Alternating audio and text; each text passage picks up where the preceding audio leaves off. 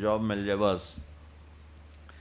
بچوں، جب تک ہم تم علم کے فقیر رہیں گے نا، ہم سر اٹھا کے زندگی نہیں گزار سکتے۔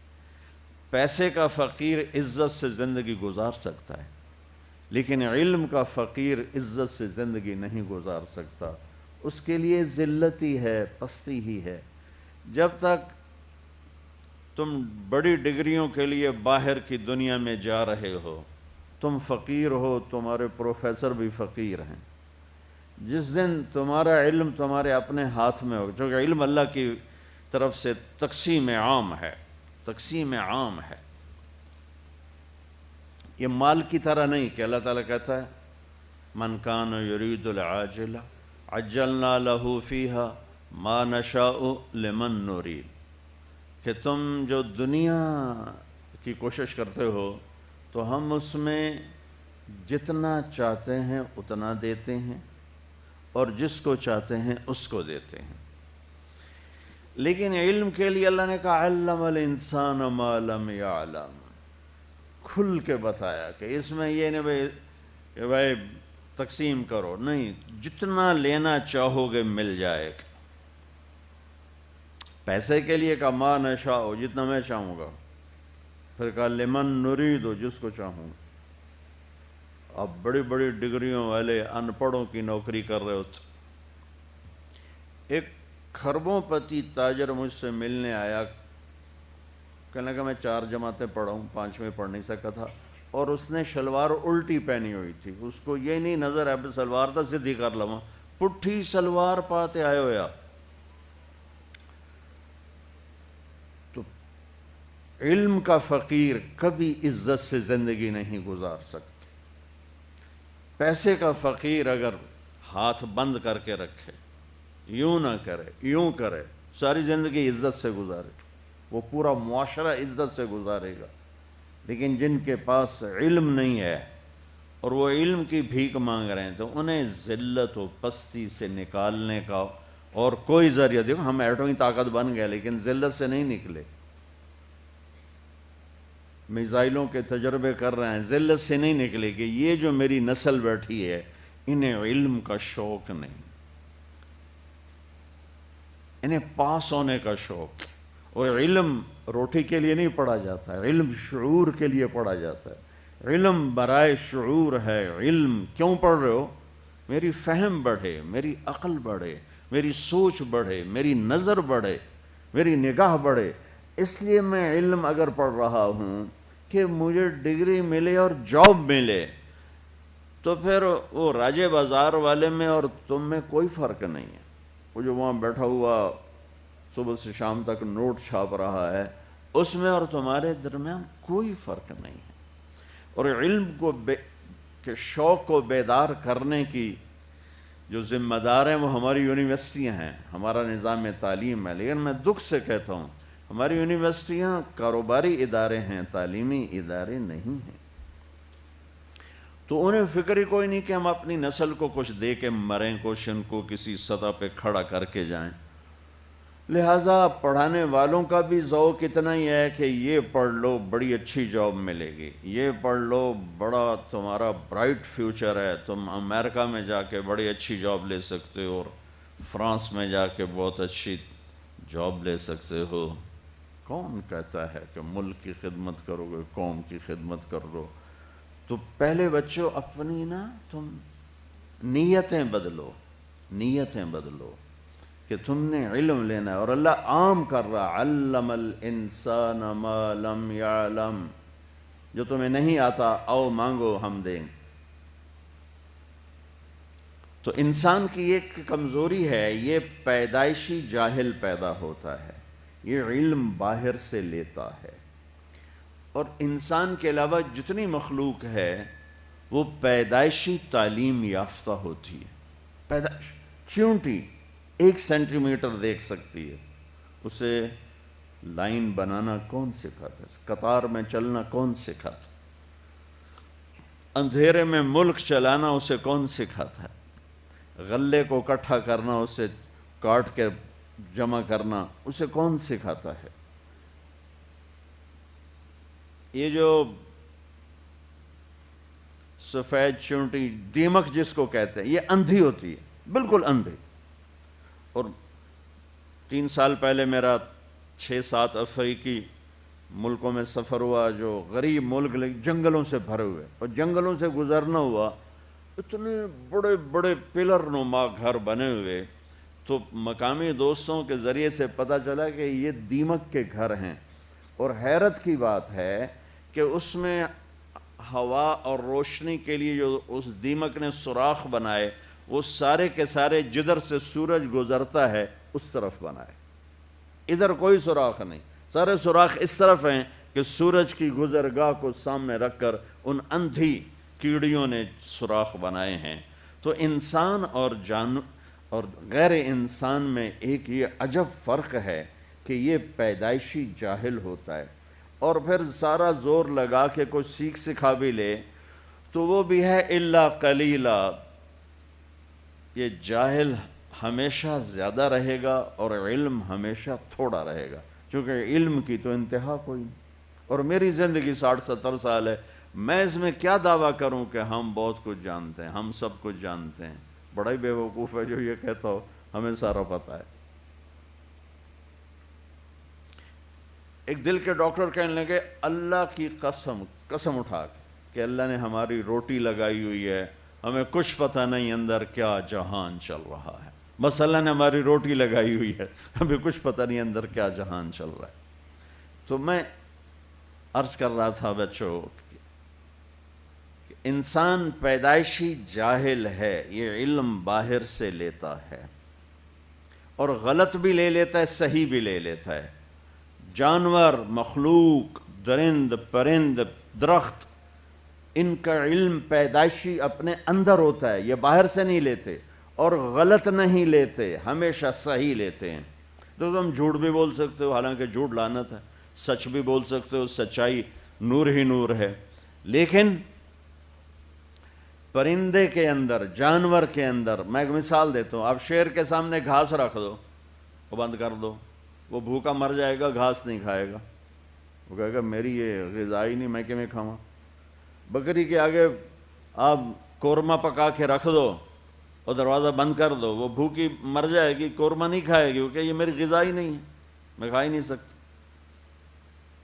کہ اس کا علم ایسا طاقتور ہے، اس کے خلاف کبھی نہیں جاتا. سیب پر کوئی امرود کبھی دیکھا؟ امرود پر کبھی آم دیکھا؟ آم پر کبھی انگور دیکھا؟ انگور کی بیل پہ کبھی کریلا دیکھا؟ کتنا پاورفل علم ہے ان کا کہ انہیں دانے سے نکلتے ہی پتہ ہے میں نے شکل کیسے بنانی ہے، میں نے پھل کیسے بنانا ہے، اس میں رنگت کیا آئے گی، اس میں ذائقہ کیا آئے گا، اس میں خوشبو کیا آئے گی. تو علم انسان باہر سے لیتا ہے، باقی مخلوق اندر سے لے کر آتی ہے. اب آپ کے لیے میں نے آیت پڑھی، یا میں نے اپنی ذات کے لیے بھی، کہ لا تعلمون شیئا، کچھ نہیں جانتے تھے.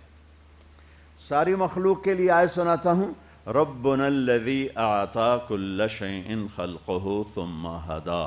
رب وہ ہے جو ہر چیز کو پیدا کر کے اسے اس کا زندگی کا علم دیتا ہے، اور ان کا علم صحیح ہوتا. اب میں نے آپ کو مثال دی نا، بکری کو قورمہ کھلا کے دکھا دو، شیر کو گھاس کھلا کے دکھا دو، شوگر والا چاہے ڈاکٹر ہو چاہے مولانا ہو، اس کے آگے مٹھائی رکھو، دیکھو کھاندا ہے کہ نہیں کھاندا. چاہے وہ بیگم صاحب ہو اور چاہے وہ میاں صاحب ہو، ذرا شوگر رکھو صحیح، آگے مٹھائی رکھو صحیح. یہ ہمارا شوگری بیٹھا ہوا ہے، سب سے زیادہ میٹھا کھاتا ہے یہ، اور اپنے آپ کو تسلی کیا دیتے ہیں، ایک گولی ود کھا لواں گے، آج 3 کلومیٹر پیدل چل لواں گے، حلوہ نہیں چھڑنا.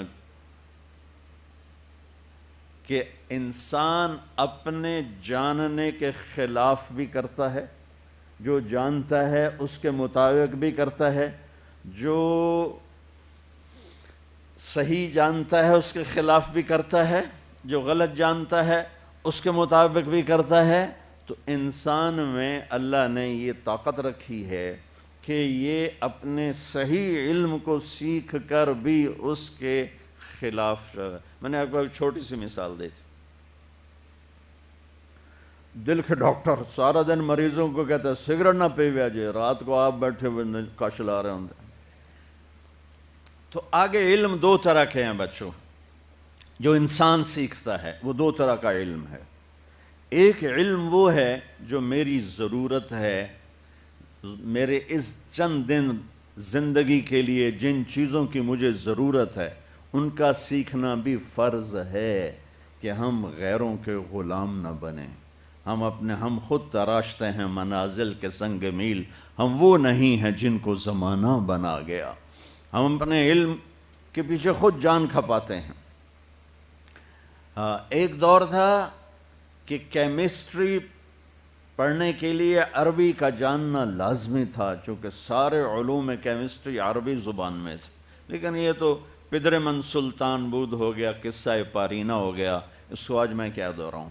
اب ایک علم ہے ضروریات زندگی کا، ایک علم ہے مقصد زندگی کا، ان دونوں کو بیلنس کر کے چلنا ہے۔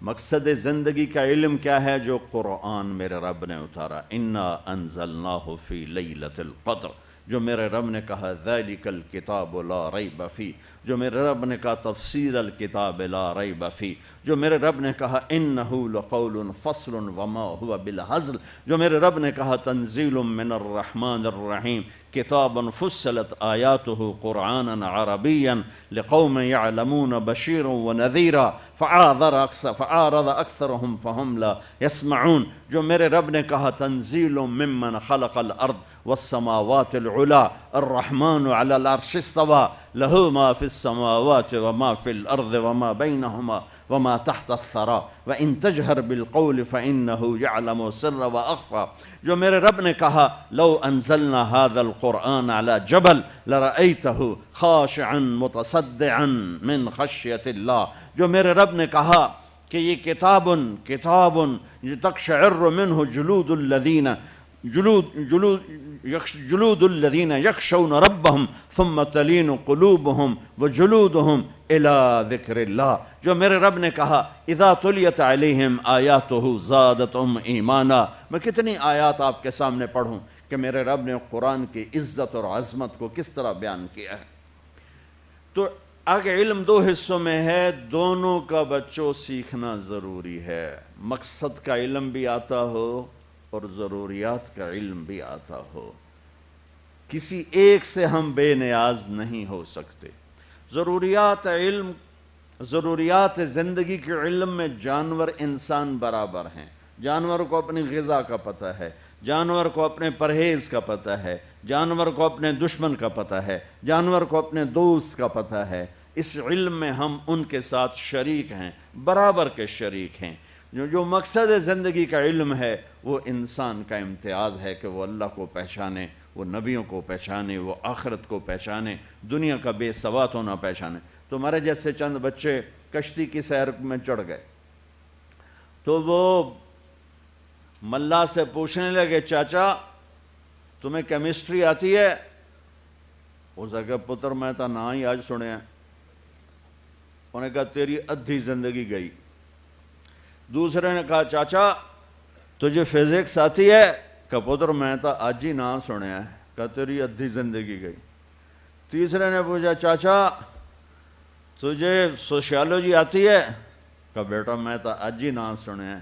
کہا تیری ادھی زندگی گئی۔ اتنے میں موج اٹھی تو ملا نے پوچھا پترو تیرنا بھی سکھیا ہے؟ وہ آکھن لگ گئے کوئی نہیں سکھیا کہ پترو میری ادھی گئی تہاڈی ساری گئی۔ تو میرے عزیزو اگر آپ میرے نبی کا اتارا لایا ہوا علم نہیں سیکھو گے تو تمہاری ساری گئی۔ اس علم کا جاننا بھی ضروری ہے، اس علم کی تحقیق ریسرچ بھی ضروری ہے، لیکن یہ میں حیوانیت سے اوپر نہیں لے جاتا۔ ہم اور جانور اس میں برابر ہو جاتے ہیں۔ آپ کو پتا ہندو بندر کو مقدس جانتے، تو ایک گاؤں میں بندر بہت زیادہ تھے، وہ تنگ کرتے تھے، اور اس میں مسلمان بھی رہتے تھے۔ انڈیا کی بات، تو مسلمانوں نے نا ان سے جان چھڑانے کا طریقہ ڈھونڈا۔ انہیں آٹے میں زہر ملا کے روٹیاں پکا کے چھت پہ ڈال دیں۔ جب اندر آئے تو وہ سوچنے لگے، پہلے تو ٹوکروں سے نکالتے تھے، آج دسترخوان لگا ہوا ہے، خیر تو ہے۔ آپ حیران ہوں گے، کسی ایک بندر نے روٹی کو ہاتھ نہیں لگایا، سب واپس چلے گئے۔ تھوڑی دیر گزری تو 4 بوڑھے بوڑھے بندر، بہت بڑے بڑے پروفیسر علامے ان کے ساتھ، وہ آئے اور باقی سارے بندر بیٹھ گئے۔ انہوں نے روٹی کو توڑا اور سونگا، ان چاروں نے، پھر کوئی آنکھوں میں اشارے کی، یہ سارے بندر واپس چلے گئے۔ تھوڑی دیر کے بعد لوگوں نے دیکھا کہ ہر بندر کے ہاتھ میں ایک پتے دار ٹہنی، اور وہ بھاگے چلے آ رہے، بھاگے چلے آ رہے، بھاگے چلے آئے۔ ان بڑے بندروں نے روٹیاں ان میں تقسیم کیں اور ساتھ وہ ٹہنی، روٹی کھاتے گئے، اوپر سے پتے چباتے گئے، روٹی کھاتے گئے، پتے چباتے گئے، اور کہتے ہو کہ کل بھی پکا کے رکھا جائے، سانو پتہ ہے تسی زہر ملایا۔ یہ علم تو جانور کے پاس بھی ہے، اتنی کیمسٹری تو جانور بھی جانتے۔ مجھے جو جانور سے اوپر لے جاتا ہے علم، وہ ہے میرے رب کا علم، میرے نبی کا علم۔ انہ لقول فصل وتمت کلمۃ ربک صدقا وعدلا لا مبدل لکلماتہ وہو السمیع العلیم۔ وہ علم وہ ہے جو مجھے یہ پتہ دیتا ہے کہ میرا بنانے والا کون ہے۔ اب لاکھوں کتابیں پڑھ لو، اب اس چھوٹے سے سوال کا جواب نہیں ڈھونڈ سکتے، مجھے کس نے پیدا کیا؟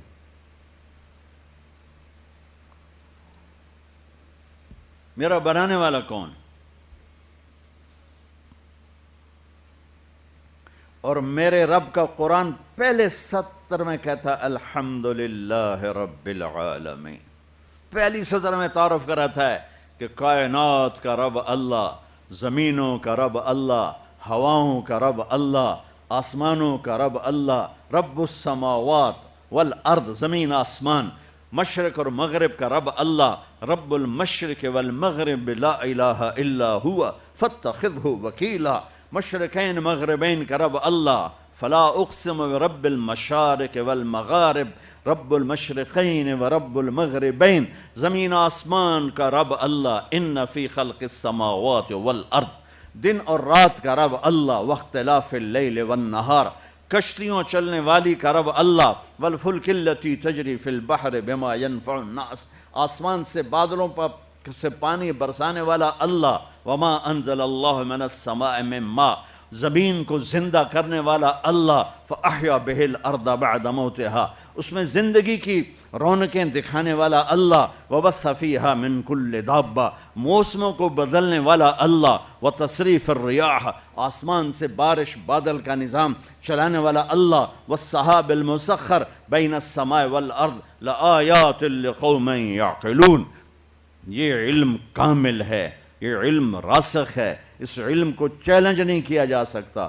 اللہ تعالیٰ پوری دنیا کے علم کو کہتا ہے هل عندکم من علم فتخرجوه لنا، جو علم تمہارے پاس ہے اس علم کو تیرا رب جب چاہے بدل دے، جب چاہے اس کو کھوٹا کر دے۔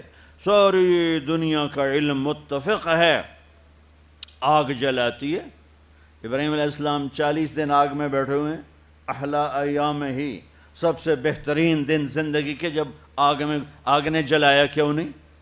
آگ نے بھسم کیوں نہیں کیا؟ آگ نے راکھ کیوں نہیں بنایا؟ اللہ نے ہمارے علم کو یوں کاٹا پھیر دیا، قُلْنَا يَا نَارُ كُونِي بَرْدًا وَالسَّلَامًا، اے آگ ٹھنڈی ہو جا۔ ساری دنیا کا علم ہے کہ شادی ہوتی ہے یا حرام ہوتا ہے تو بچہ پیدا ہوتا ہے۔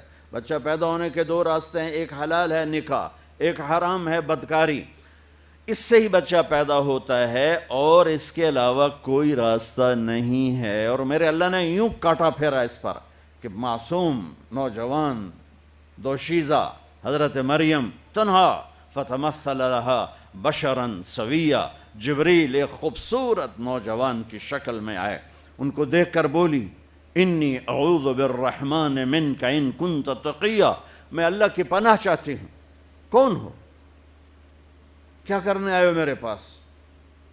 قال انما انا رسول ربک، ڈرو نہیں مریم، میں مرد نہیں مرد نہیں ہوں، فرشتہ ہوں، مجھے عورت کی کوئی رغبت نہیں، میں فرشتہ ہوں. کہنے میرے پاس کیوں آئے ہو؟ لِأَهَبَ لَكِ غُلَامًا زَكِيًّا، تیرا رب تجھے بیٹا دینا چاہتا ہے. وہ کہنے لگی توبہ اَنَّا يَكُونُ لِي غُلَام، یہ بھلا کیسے ہو سکتا ہے؟ لم يمسسنی بشر، میری تو شادی نہیں، ولم اکو بغیہ، میں بدکار نہیں، میں آوارہ نہیں، میں فاحشہ نہیں، تو مجھے بیٹا کیسے ہو سکتا ہے؟ حلال سے ہو تو میری شادی نہیں، حرام سے ہو تو میں کر نہیں سکتے، تو کیسے ہوگا؟ قال كذلك قال ربك هو علي هين ولنجعله آية للناس ورحمة منا وكان أمرا مقضيا. مریم، یہ تیرا رب تیری پیدائش سے پہلے فیصلہ کر چکا تھا کہ تجھے وہ بن بیاہی بیٹا دے گا، بن خامن کے بیٹا دے گا. اب وہ آگے بڑھے، وہ پیچھے ہٹیں اور ایسے کانپ رہیں، ہٹتے ہٹتے ہٹتے ہٹتے دیوار کے ساتھ لگ گئی. اب پیچھے تو اور کوئی جگہ نہیں ہے، تو دیوار کے ساتھ لگ کے کانپ رہی ہیں اور ان کو تسلی دے رہے ہیں، ڈرو نہیں، ڈرو نہیں، میں آپ کو کچھ نہیں کہوں گا، کچھ نہیں کہوں گا. اور مجھے دیکھو، اے یہاں سے پکڑا، یہاں سے آستین سے، اور یوں کیا، ایک پھونک ماری، ادھر پھونک لگی اور ادھر 9 مہینے کا بچہ پیٹ میں تیار ہو گیا. اللہ نے ہزاروں سال کی انسانی تجربہ گاہوں کو یوں زیرو کر کے دکھا دیا کہ فعال لما یرید، تیرا رب جو چاہے کر کے دکھا دے. حمل ہوا، درد اٹھا، دوڑ لگائی، یہ سارا کام ایک دم ہو رہا تھا. ایسا نہیں کہ حمل ٹھہرا اور پھر 9 مہینے گزرے. کس کس کو جواب دیتی؟ حمل، درد، دوڑی. فَأَجَاءَهَا الْمَخَاضُ إِلَى جِذْعِ النَّخْلَةِ، دوڑتی دوڑتی کھجوروں کا جھنڈ تھا اس میں آئیں اور ایک درخت کی ٹیک لگائی. قالت یا لیتنی مت قبل هذا وکنت نسیا منسیا، بچہ پیدا ہو گیا، ہائے میں مر جاتی، لوگ میرا مرنا بھول جاتے، میرا آنا بھول جاتے، میں اب شہر میں کیسے جاؤں؟ تو پھر جبریل آ گئے، فناداہا من تحتہا، اب پردے میں بولے، پہلے سامنے تھے اب پردے میں بولے کہ بچہ پیدا ہو چکا ہے، کوئی بے پردگی نہ ہو. لا تحزنی، غم نہ کرو، کہ جعل ربک تحتک سریا، یہ دیکھ یوں پر مارا، چشمہ نکل کے باہر آ گیا. فرمانے لگے وَهُزِّ إِلَيْكَ بِجِذْعِ النَّخْلَةِ تُسَاقِطْ عَلَيْكَ رُطَبًا جَنِيًّا، تو یہ درخت کو ہلا، اور وہ جو درخت تھا اس کے اوپر شاخیں نہیں تھیں، درخت نہیں، خالی وہ تنا تھا، شاخیں نہیں تھیں. جب مریم نے ہلایا تو اس میں سے تازہ کھجوریں گرنے لگیں، ڈھیر لگ گیا. کہ مریم دیکھ، تیرے رب نے بغیر شاخوں کے پھل دے دیا، تمہیں بغیر شادی کے بیٹا دے دیا. لا تحزنی، اب تو کیا کر، کلی وشربی، نہا دھو، بچے کو صاف کر، وقرری عینا، اور یہ کھجوریں کھا، اور اطمینان سے جا شہر. انہوں نے کہا میں شہر کیسے جاؤں؟ تو وہ کہنے لگے جب لوگ تم سے پوچھیں کہ یہ کیا ہے تو تم نے کہنا ہے انی نذرت للرحمن صوما فلن اکلم اليوم انسیا، بھائی میرا روزہ ہے، میں بات نہیں کر سکتی، اس بچے سے بات کرو. فأتت به قومها، بچے کو اٹھایا ہوا، گود میں لیا ہوا، تحملہ، تو ایسے سارا مجمع اکٹھا ہوگا. یا مریم لقد جیت شیئا فریا، مریم یہ کیا کیا، یہ کیا کیا؟ ما کان ابوک امرأ سوء وما کانت امک بغیہ یا اخت ہارون، یہ کیا کیا؟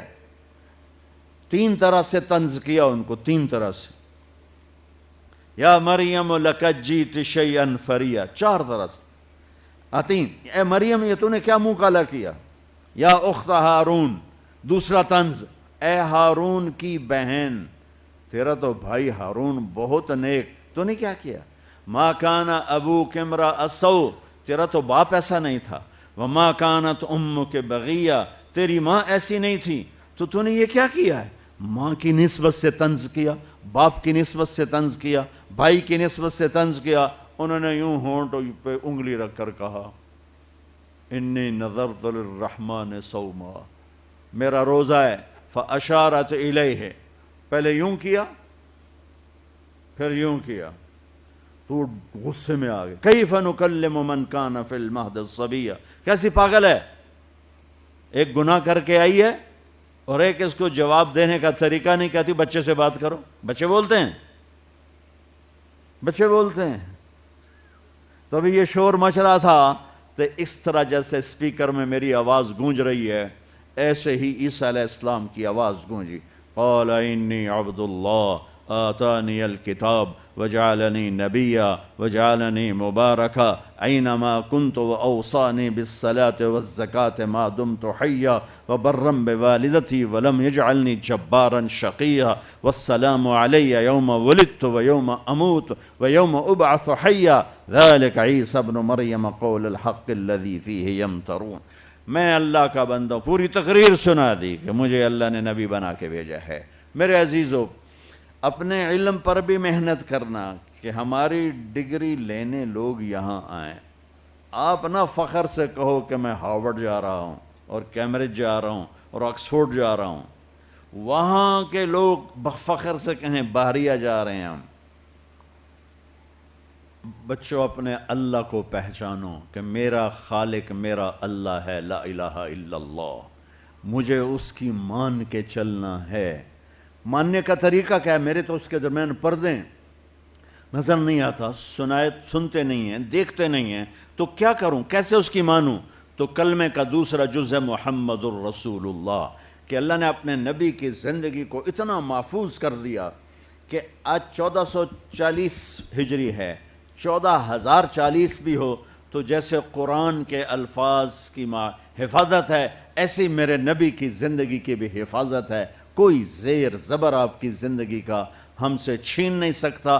اللہ ایسے لوگ پیدا کرتا رہے گا جو نبی کی زندگی کا جھنڈا اٹھا کے چلتے رہیں گے، لوگوں کو بتاتے رہیں گے. ورنہ تو حجت قائم نہیں ہو سکتی کہ جی ہم تو 1440 ہجری میں تھے، ہمیں تو پتہ ہی نہیں تھا ہمارے نبی کیا تھے اور ہمارے نبی کیا کہتے تھے اور کیا چاہتے تھے. میرے نبی نے کہا ترکتکم علی محجۃ بیضاء لیلھا کنہارھا لا یزیغ عنہا الا ہالک. میں تمہیں روشن راستے پہ چھوڑ کے جا رہا ہوں، اگر میرے راستے کو چھوڑا تو ہلاکت کے سوا کچھ نہ ملے گا. اور میرا راستہ وہ ہے جس میں اندھیرا ہے ہی نہیں، روشنی. کیونکہ آپ خود ذات میں نور ہی نور تھے، آپ خود اپنی ذات میں نور ہی نور تھے. ہاں سبحان اللہ، کیا پروٹوکول دیا اللہ نے. ابو ہریرہ نے پوچھا یا رسول اللہ آپ نبی کب بنے تھے؟ تو جواب ہے 40 سال کی عمر، جو آپ سب کو پتہ ہے. کتابی جواب بتا دیتا ہوں، آپ کے اور میرے لیے برکت کی چیز ہوگی. 40 سال 6 مہینے 10 دن 21 رمضان پیر کی رات. یہ 40 سال 6 ماہ 10 دن ہیں چاند کے مہینوں کے لحاظ سے. محرم صفر جنوری فروری نہیں، چاند کے مہینوں کے لحاظ سے میرے نبی اس وقت 40 سال 6 ماہ 10 دن تھے. پیر کی رات تھی، یا 21 رمضان تھی یا 24 رمضان تھی، یہ اختلاف روایت ہے. زیادہ صحیح 21 لگتا ہے، چونکہ انا انزلناہ فی لیلۃ القدر، ہم نے اس سے لیلۃ القدر میں اتارا. تو آپ نے جواب دیا، آپ نے کہنا تھا 40 سال. آپ نے جواب دیا ابو ہریرہ ابھی آدم کی مٹی کٹھی نہیں ہوئی تھی اور میں نبی بن چکا تھا. آدم کے مٹی کے جمع ہونے سے پہلے میرا رب مجھے نبی بنا چکا تھا. اور آپ نے کہا اللہ نے میرے 10 نام رکھے، میں محمد، میں احمد، میں ماہی، میں حاشر، میں عاقب، میں فاتح، میں ابو القاسم، میں طٰہٰ، میں یاسین. محمد، احمد، ماہی، حاشر، عاقب، فاتح، خاتم، ابو القاسم، طٰہٰ، یاسین. کہ میرے اللہ نے میرے 10 نام رکھے. جس سے محبت زیادہ ہوتی ہے اس کو کئی ناموں سے پکارا جاتا ہے. جیسے مائیں اپنے بچوں کو صرف عبداللہ یا بلال کہہ کر نہیں پکارتی، وہ کبھی کہتی میرا چاند، کبھی کہتی میرا لڈو، میرا پیڑا. لڑکی ہو تو کہتی میری برفی، میری جلیبی. تو پتہ نہیں کیا کہتی رہتی. یہ ایسا کیوں کہتی ہیں؟ زینب زینب کیوں نہیں کہتی؟ کہ پیچھے محبت زیادہ ہے اور آگے راستہ تھوڑا ہے، تو فلو کو تقسیم کرنے کے لیے بلال بھی، چاند بھی، اور میرا جگر بھی، میرا دل بھی، میری ٹھنڈک بھی، میرا نور بھی، یہ ساری مائیں اپنی محبت کو وہ یوں راستہ دے کے باہر نکالتی ہیں۔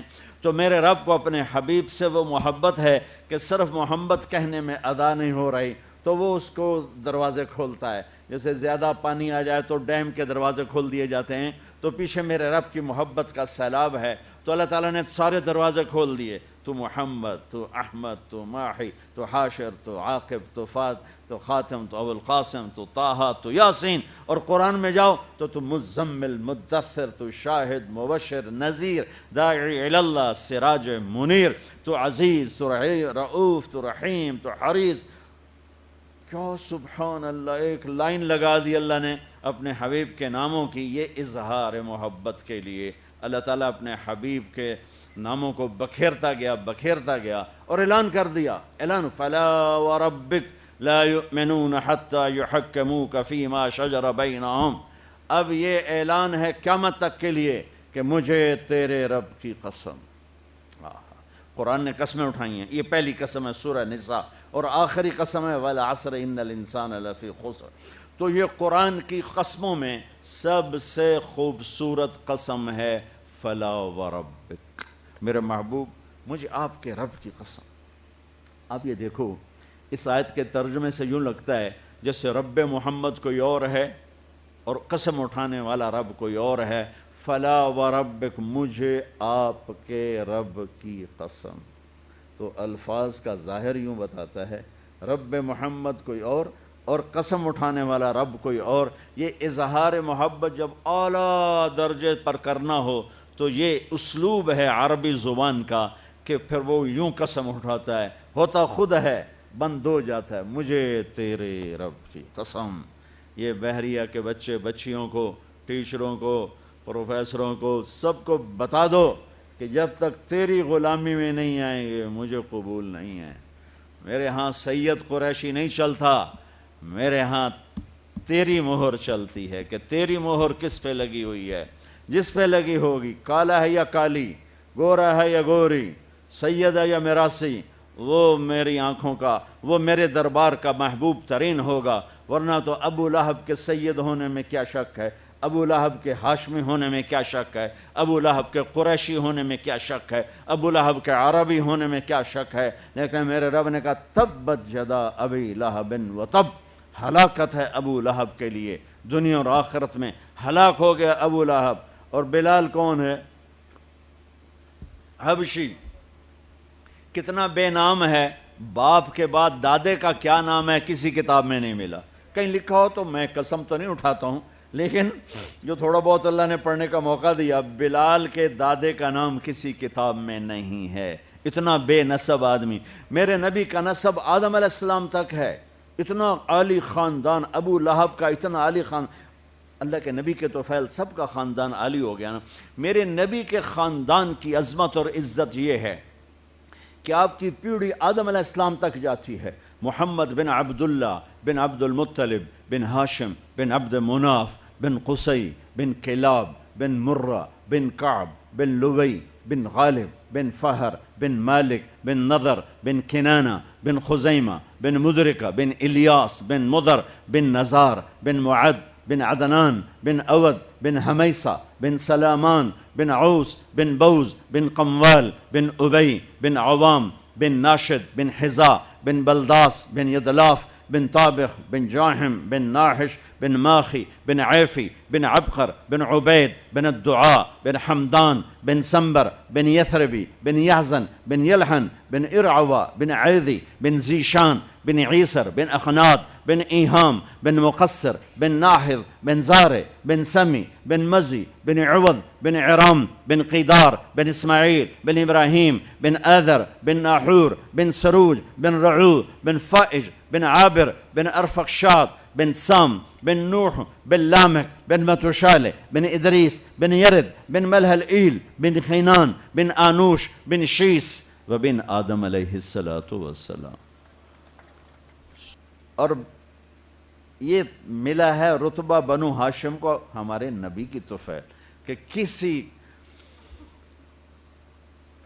بائبل ایک لوکا کی ہے، ایک متی کی ہے۔ لوکا کی بائبل میں حضرت عیسیٰ علیہ السلام کا نسب یعنی حضرت مریم سے داؤد علیہ السلام تک 11 پشتوں میں جاتا ہے، اور متی کی بائبل میں عیسیٰ علیہ السلام کا نسب مریم علیہ السلام کے راستے سے داؤد علیہ السلام تک 27 واسطوں سے جاتا ہے۔ ان کی اپنی جو ایتھینٹک کتابیں ہیں لوکا اور متی، باقی انہوں نے دائیں بائیں کر دی۔ لوکا اور متی، لوکا میں 11 واسطے ہیں، متی میں 21 یا 27 واسطے ہیں، اور اتنا بڑا اختلاف نظر آ رہا ہے۔ اور میرے محبوب کہ آدم تک اللہ نے سلسلے پر چھاؤں ڈال دی کہ اسے کوئی ہلا نہیں سکتا کہ یہ میرے نبی کا نسب ہے۔ لیکن بلال کے تو دادے کا بھی نہیں پتہ معلوم، اتنا بے نسب آدمی، لیکن میرے نبی نے فرمایا قیامت کے دن ساری دنیا جنت کے دروازے پر کھڑی، دم بخود، دروازے بند، تالے لگے ہوئے، اندر کیسے جائیں، اندر کیسے جائیں؟ چلو بھائی چلتے ہیں آدم علیہ السلام کے پاس، بجائے ہمارے نبی کے پاس آتے اللہ خود یہ کرے گا تاکہ اپنے نبی کی شان بلند کرے۔ آدم، ابا جان، دادا جان، نبیوں کے باپ، انسانوں کے باپ، دروازہ کھلواؤ۔ وہ کہیں گے میرے بچوں، میری بچیوں، میں تو تمہیں باہر کڑے آئی، اندر کوئی اور لے جاوے، کسی اور سے بات کرو، یہ میرے بس کا نہیں ہے۔ پھر یوں یہ سلسلہ چلے گا، نوح اور ادریس اور شیس اور شعیہ اور ابراہیم اور اسماعیل اور ساخ، یعقوب، یوسف، موسیٰ، یوشع اور زکریا، یحییٰ، داود، سلیمان، لوط، شعیب، صالح، ہود، ذوالکفل، یسع، یہ چین چلا آ رہا ہے، چین چلا آ رہا ہے۔ اور یونس، آخر میں آئیں گے عیسیٰ علیہ السلام، سارے نبی کہیں گے بھائی ہمارے بس کا نہیں، بھائی ہمارے بس کا نہیں، ہمارے بس کا نہیں، آپ لوگ کسی اور کے پاس جاؤ، کسی اور کے پاس جاؤ۔ جب آئیں گے نا عیسیٰ علیہ السلام کے پاس 1,24,000 نبیوں سے پھر کر، وہ بھی کہیں گے میرے بس کا نہیں، پر ایک اضافی بات کہیں گے تمہیں کسی نے نہیں بتایا، میں تمہیں بتاتا ہوں، اگر آج دروازہ کھلوانا ہے نا تو جاؤ محمد مصطفیٰ کے در پر، وہاں سے کھلے گا اور کہیں نہیں کھلے گا۔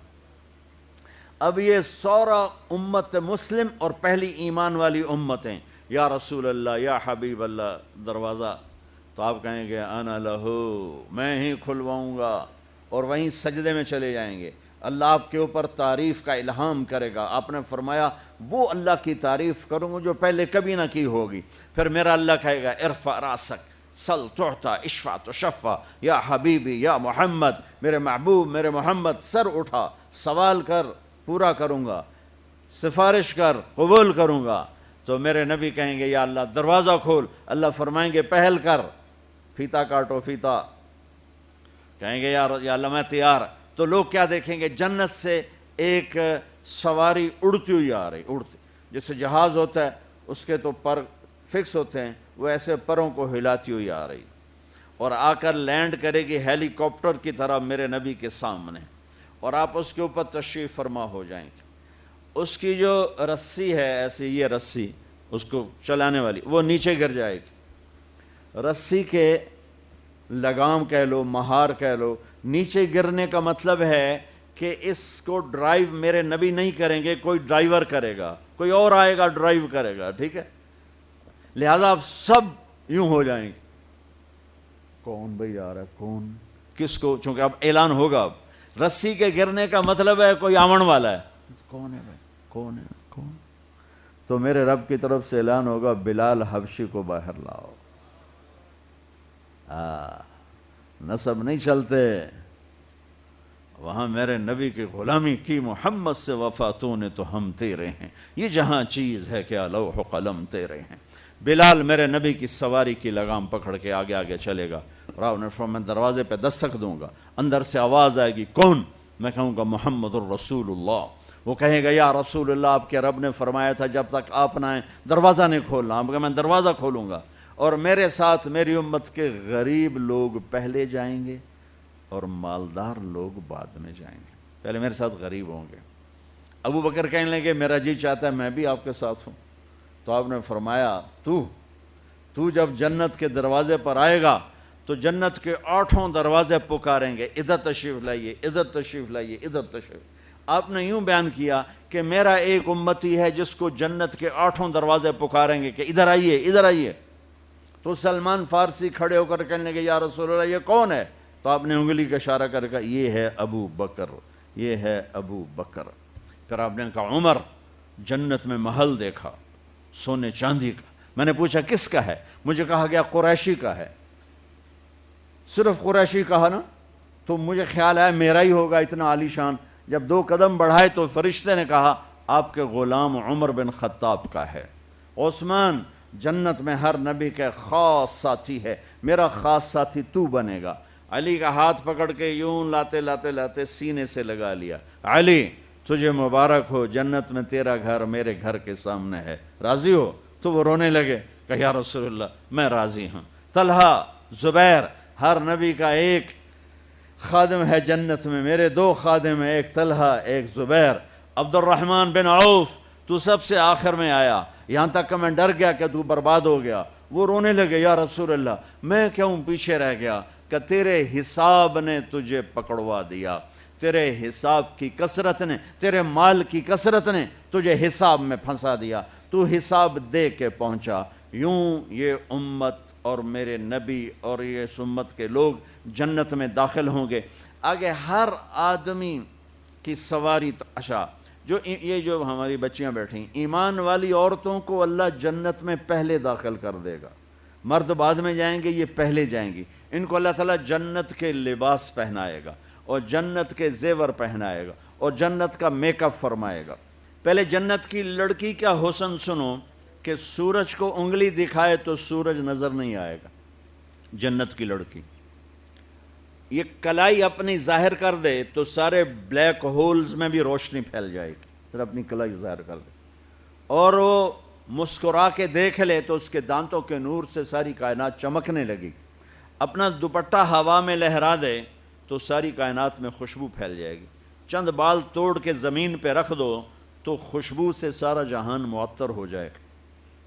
مردوں سے بات کرے تو ان میں زندگی کی لہر دوڑا دے، زندوں کو چہرہ دکھائے تو کلیجے پھٹ جائیں۔ اور اللہ نے اسے مٹی سے نہیں بنایا، مشک، عنبر، زعفران، کافور سے بنایا ہے، مشک، عنبر، زعفران، کافور سے بنایا ہے۔ ہمیں بنایا آگ، پانی، مٹی، ہوا، انہیں بنایا مشک، عنبر، زعفران، کافور، اور اس میں آب حیات ڈالا۔ پر ان کا میک اپ کیسے کیا؟ اپنے نور کے ساتھ ان کا میک اپ کیا۔ اور اللہ تعالیٰ نے جنت الفردوس کی لڑکی کو جس دن پیدا کیا، اس دن سے آج تک جو سائنس کہتی ہے کہ کائنات کو بنے 25 سے 30 ارب سال ہوئے ہیں، اللہ تعالیٰ جنت کی ہر چیز کا میک اپ کر رہا ہے روزانہ، پہلے سے 5 دفعہ۔ یہ بہت بڑی یونیورسٹی ہے بحریہ، اس کا میک اپ شروع کرو تو 2، 4، 10، 20، 50 سال کے بعد آپ کو جگہ نہیں ملے گی کہ اب کیا کریں۔ ایک دلہن کا میک اپ کرو 2 گھنٹے، 4 گھنٹے، 5 گھنٹے، 8 گھنٹے، اب اس کا منہ ہی ختم ہو گیا، اب کیا کرنا ہے؟ اب کیا کرنا؟ پاؤڈر دا ڈبہ تھا، منہ تو نہیں مارنا ہوتے، ختم۔ 8 گھنٹے میں میک اپ ختم ہو گیا۔ چلو بھائی بہت زیادہ بڑی دلہن بنایا، کسی مالدار کی بچی کو دلہن بنایا تو بہت زیادہ وقت لگا دیا۔ اب ذرا تصور کرو کہ جنت کے پتے سے لے کر اس کی گھاس کے تنکے تک کو، جنت کی حور تو بڑی چیز ہے، اللہ روزانہ پہلے سے 5 گنا زیادہ خوبصورت کر دیتا ہے میک اپ کر کے اس کی۔ تو وہ لڑکی کیا بن رہی ہے جس کو روزانہ اللہ میک اپ کر رہا ہو اور 5 دفعہ دن میں روزانہ کر رہا ہو، اور مشک، عنبر، زعفران، کافور سے ہو۔ اس کی ہائٹ 130 فٹ ہے جو اماں حوا ربا آدم کی تھی۔ اگر ہم اسی ہائٹ میں چلے گئے تو شفیق صاحب کو اپنی بیوی تو بوجھ میں پا لے گی، وہ ڈھونڈتی پھر رہے ہو کہ میرا ہسبینڈ کتنے گیا، چونکہ وہ ایک جوڑا نہیں پہنتی ہے، وہ 100 جوڑے پہنتی ہے، 100۔ ان جوڑوں کا وزن کوئی نہیں، وہ نور کے دھاگے سے بنے ہیں۔ جو جنت کا جو میٹیریل ہے کپڑے کا، وہ نور ہے، اللہ نے نور سے دھاگا بنایا، اور نور بے وزن ہوتا ہے، لہذا 100 پہنو، 1000 پہنو، وزن کوئی نہیں ہوگا۔ تو 100 جوڑے، 130 فٹ ہائٹ، اور اس کا وہ جو لہنگا ہے 3 میل کے دائرے میں گھومے گا۔ تو اگر ہم اسی قد میں چلے گئے اسی تک کسی کھبے سے جب بوجھے چڑھ جاؤں گے، سانو کٹ ہی نہیں سکے گی، ڈھونڈتی پھیری گی ہسبینڈ کہاں گیا، ہمیں گود میں لوریاں دے رہی ہو کہ واہ میرا ہسبینڈ کیسا ہے۔ تو اللہ تعالیٰ تمہیں بھی لوٹا کے 130 فٹ کر دے گا۔ سب یہ عورتیں یہ سب 130 فٹ پر چلے جائیں گے جو اللہ نے اصل بنایا. یہ اصل میں پیسج آف ٹائم کے ساتھ ہمارا قد نیچے گیا, آگے چل کے اور نیچے ہو جائے گا. ایک زمیندار نے اپنے مراسی سے کہا اے میرے گھوڑے نو مالش کر. تو مراسی بڑی نازک قوم ہوتی ہے, وہ کام تو کرتے نہیں, تو اس کے سامنے کھڑے ہو کے اس نے شروع کر دیا. جب وہ گھر گیا وہ جا کے سو گیا. صبح اٹھ کے دیکھا تو گھوڑا چور لے گئے, تو انہوں نے کہا ابھی مارے گا, جو میری خیر نہیں. وہ بھاگا بھاگا گھر گیا, اپنا خرگوش لے کر آ کر اس کو باندھ کے رسے سے اس کی مالش شروع کر دی. تھوڑی دیر میں زمیندار آیا, اس سے کہا گھوڑا کدے؟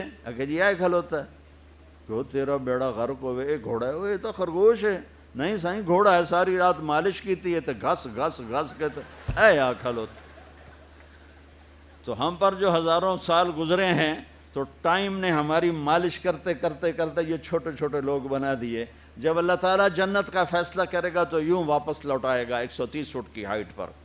تو جنت کی لڑکی جب اتنی خوبصورت ہے تو یہ ایمان والی بچیاں, اور وہ میں افریقہ کیا ہوں, بدصورتی کے منظر دیکھے, بدصورت ترین ایمان والی عورت, اللہ تعالیٰ اس کے چہرے پر ایسی نور کی تجلی ڈالے گا کہ یہ جنت کی لڑکی سے 70 گنا نہیں 70,000 گنا زیادہ خوبصورت ہو جائیں گی. 70 گنا نہیں 70,000 گنا. اور جو کالے ہیں, بدصورت ہیں دنیا میں, چاہے یہاں ہیں چاہے افریقہ میں ہیں, تو ایک کالا آیا, یا رسول اللہ میں بدصورت ہوں, کالا رنگ ہے, خاندان بھی کوئی نہیں, پلے بھی کچھ نہیں, تو میں آپ کے پیچھے چلوں تو جنت مل جائے گی؟ آپ نے کہا تو کیوں پریشان ہوتا ہے, تو کیوں پریشان ہوتا ہے؟ تو اگر ایمان والا بن کے جنت میں چلا گیا تو تجھے تیری اس بدصورتی کے بدلے میں, اور یہ اس ایک کی بات نہیں ہو رہی, جتنے دنیا میں بدصورت مرد ہے یا عورتیں ہیں, خاص طور پر افریقہ جا کے دیکھو, تو اب میرے نبی نے فرمایا کہ تیرے چہرے کے حسن کی تجلیاں 1000 سال سے لوگ دیکھیں گے. 1000 سال کی مسافت سے لوگ دیکھیں گے. میرے عزیزو, میرے بچوں بچیوں, میرے رب نے اپنی ذات تک پہنچنے کے لیے, جنت تک پہنچنے کے لیے, دنیا کی عزت تک پہنچنے کے لیے ایک ضابطہ دیا ہے, وہ ہے محمد الرسول اللہ, وہ ہے محمد الرسول اللہ, وہ ہے محمد الرسول اللہ. اور اللہ نے اپنے محبوب کی زندگی پوری زندگی ہمیں بتا دی, ہمارے سامنے پیش کر دی. ہمیں اپنے نبی کے گھوڑے خچر کے نام نہ آتے ہوں تو کوئی جنت جہنم کا فیصلہ نہیں ہے. میرے رب کی محبت کی مثال دے رہا ہوں کہ میرے رب نے میرے نبی کی زندگی تو کیا ہے, میرے نبی کے گھوڑے خچر بھی محفوظ رکھے. میرے نبی کے 2 خچر, ایک کا نام دلدل, ایک کا نام فضہ, 2 گدھے, ایک کا نام عفیر, ایک کا نام یعفور, 4 اونٹنیاں, جدعا, قصوا, شہبا, عزبا, 2 اونٹ, عسکر اور ثعلب. یہ ایک وقت میں کٹھے نہیں تھے, جو آپ کی زندگی میں سے ہو کر گزرے. البتہ 4 اونٹنیاں سلامت تھیں جب آپ دنیا سے تشریف لے گئے. اور آپ کے گھوڑے لزاز, تیراز, لحیف, ثقب, صبحہ, مرتجل, یعصوب, یعبوب, ورد, یہ میرے نبی کے 10 گھوڑوں کے نام میں نے آپ کو بتائے. اس سے بھی زیادہ نام کتابوں میں موجود ہیں. یوں میرے اللہ نے اپنے حبیب کی ہر ادا کو محفوظ کیا. جب آپ غمگین ہوتے تھے, ہمیں اگر نہ پتہ ہو تو ہمیں کیا فرق پڑتا ہے, لیکن میرے نبی جب غمگین ہوتے تھے یوں بیٹھتے تھے, داڑھی ہاتھ میں اور سر جھکا ہوا, آنکھیں بند. یہ آپ کے غمگین ہونے کی نشانی تھی. جب آپ خوش ہوتے تھے تو یہاں سے نور نکلتا تھا, پہلے نکلتا تھا اور زیادہ نکلتا تھا. جب آپ ناراض ہوتے تھے, جب آپ غصے میں ہوتے تھے تو اظہار تو فرماتے نہیں تھے, پی جاتے تھے. پینے پر جو باڈی کا ریاکشن ہوتا تھا وہ کیا تھا, یہاں ایک رگ تھی جو ایسے ایسے ایسے ایسے پھڑکنے لگتی تھی. آپ سب سے کہتا ہوں غصے کو پینا سیکھو, چپ رہنا سیکھو. خاص طور پر ان بچیوں سے کہتا ہوں, ہمارا سسرالی معاشرہ بہت ظالم ہے, بہت ظالم ہے, بہت ظالم ہے, چاہے وہ دیندار لوگ ہوں چاہے دنیا دار لوگ. اس لیے چونکہ ہمارا جوائنٹ فیملی سسٹم ہے, یہ بہت پسندیدہ تھا اور اب بھی ہو سکتا ہے اگر ایک دوسرے کے مقام کا پتہ ہو، ایک دوسرے کے مرتبے کا پتہ ہو، لیکن اب ٹانگ اڑانا ہی ہماری معاشرت بن چکا ہے تو زندگی اجیرن ہو. ایک لڑکا لڑکی زندگی شروع کریں تو ایک کے مسائل ہیں اور اس کے مسائل ہیں، یہ تو بڑی جلدی حل ہو جائیں گے. لیکن جوائنٹ فیملی سسٹم میں وہ جاتی ہے بچی، خامند کے مسائل الگ، ساس کے الگ، سسر کے الگ، نندوں کے الگ، دیور کے الگ، بھابھی کے اور اس کے مامیوں کے الگ، چاچیوں کے الگ، دادیوں کے الگ، نانیوں کے الگ. تو ہکو ساس سے کافی ہے مسائل واسطے، تو باقی رشتے اتنے زیادہ ہیں کہ وہ مصیبت کھڑی کر دیتے ہیں. اس لیے میرے رب کی شریعت پڑھو. اگر میں مالدار ہوں اور میری بیوی کہتی میں نے الگ ٹھہرنا ہے تو میرے ذمہ اس کو گھر لے کر دوں، اس الگ زندگی شروع کروں. میری بیوی کے ذمہ نہیں ہے میرے ماں باپ کی خدمت، میری خدمت کرے گی، میرے ماں باپ کی نہیں. اگر مجھے اتنی سخت نہیں تو میں اس کو کرائے پر گھر لے کر دوں اگر وہ چاہے. اگر اتنی نہیں تو پھر ان بچیوں کا واجب حق ہے کہ گھر میں اس کے لیے ایک کمرہ، ایک کچن، ایک ٹوائلٹ اس کا لازمی حق ہے. اس کچن میں اس کے سوا اور کوئی نہ ہو، وہ ٹوائلٹ، وہ واش روم اس کے سوا اور کوئی استعمال نہ کرے، وہ کمرہ اس کے سوا اور کوئی استعمال نہ کرے. اگر اس کی بھی ہمت نہیں ہے کہ کسی کی بچی کو تھوڑا الگ وہ لا کر دے دیتے، بتا ہے ویکھو وہ تسبیح پڑھے تے روزے رکھے شادی نہ کرے. واہ، بڑے خوشی ہیں، بڑی خوش ہو رہی ہیں. یہ ان کا لازمی حق ہے. پھر شادی نہ کرو، پھر روزے رکھو، پھر تسبیحاں پڑھو، نفل پڑھو، تبلیغ چلے جاؤ سال آستے. کسی کی بیٹی کو برباد کرنا، ذلیل کرنا، یہ آج کا جوائنٹ فیملی سسٹم بن چکا ہے. اور میں قربان جاؤں، میرے نبی نے فرمایا، یہ جو میرے مدینے کے صحابہ ہیں، ان کی ایک جگہ آپ نے تعریف کی، یہ جو میرے مدینے کے صحابہ ہیں یہ بڑے اچھے ہیں. ان کے گھر میں جب کسی کی بیٹی کی ڈولی اترتی ہے تو اسے یہ احساس ہی نہیں ہوتا کہ اپنے گھر میں ہوں یا سسرال کے گھر میں ہوں. اتنا اس کو پیار دیتے. آنے والی کو تو پیار دیا جاتا ہے تاکہ وہ پچھلے رشتوں کو بھلا دے. آنے والی کو عزت دی جاتی ہے تاکہ وہ پچھلی عزت کو بھلا دے. لیکن اگلے ہی دن اس کا ٹیسٹ شروع ہو جاتا ہے، یہ بیٹھی کیوں ہے، یہ کھانے کی پئی ہے، لہ تیری بیگم نے مینوں سلام ہی نہیں کیتا، میں اودی ساس ہاں، مینوں پانی ہی نہیں پوچھیا.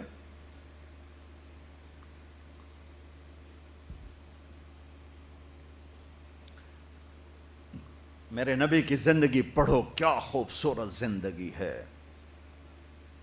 کیا میرے نبی نے 11 شادیاں کیوں کی؟ اللہ کی قسم ہمیں زندگی سکھانے کے لیے. سنو حدیث سن لو، ما لی فی النساء من رغبت، مجھے عورتوں کی کوئی خواہش نہیں ہے. اور سن لو، ما تزوجت وما زوجت الا بوحی من السماء، میں نے جہاں شادی کی، جہاں بیٹی کی شادی کی، پہلے آسمان سے وحی آئی، پھر میں نے شادی کی. 40 سال ایک ایجڈ عورت کے ساتھ گزارے، 2 نکاح میں بیوہ ہو چکی ہیں.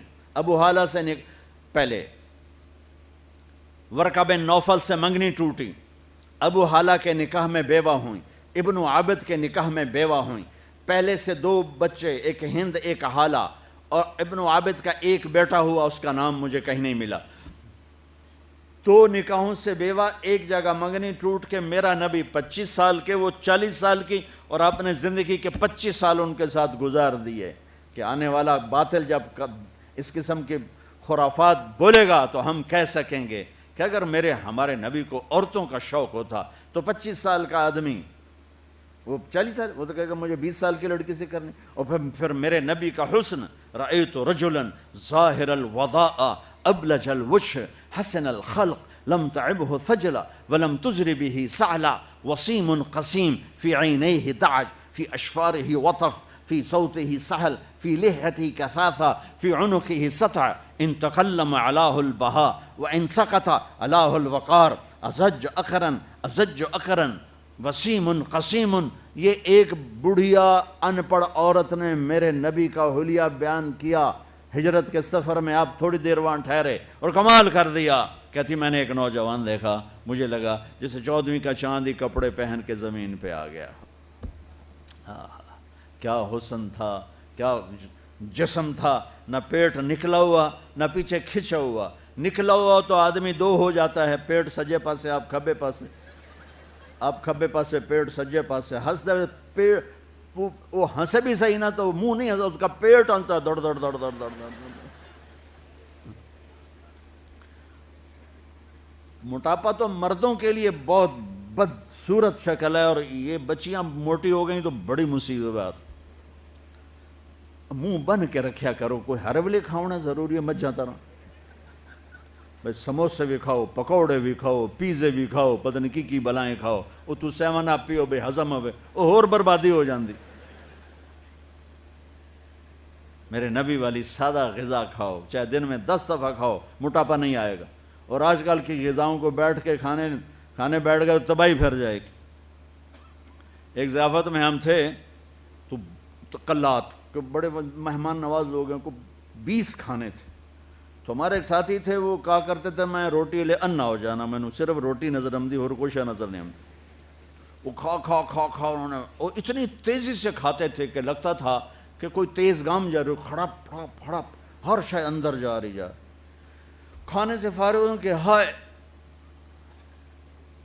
تو وہ ہمارے ایک ساتھی ساتھ بیٹھے تھے, طاہر مڈل صاحب, کہنے لگے راجہ صاحب کی ہوا ہے اتنا دھکا دھکیا جڑا بچ کے جاندہ پہ, اے کیوں جاندہ پہ, ہائے اے کیوں پیچھا جا رہا ہے. دیکھو کھانے کے شوق اللہ جنت میں پورے کروائے, سبحان اللہ.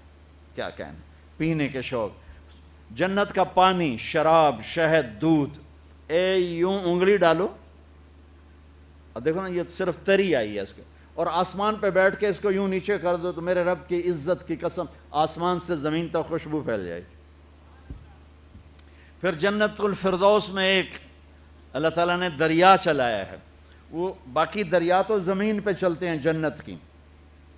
رحیق, سلسبیل, زنجبیل, انہار من ماء غیر آسن, انہار من لبن لم يتغیر طعمه, انہار من خمر لذت للشاربین, انہار من عسل مصفى, دودھ, شہد, شراب, پانی.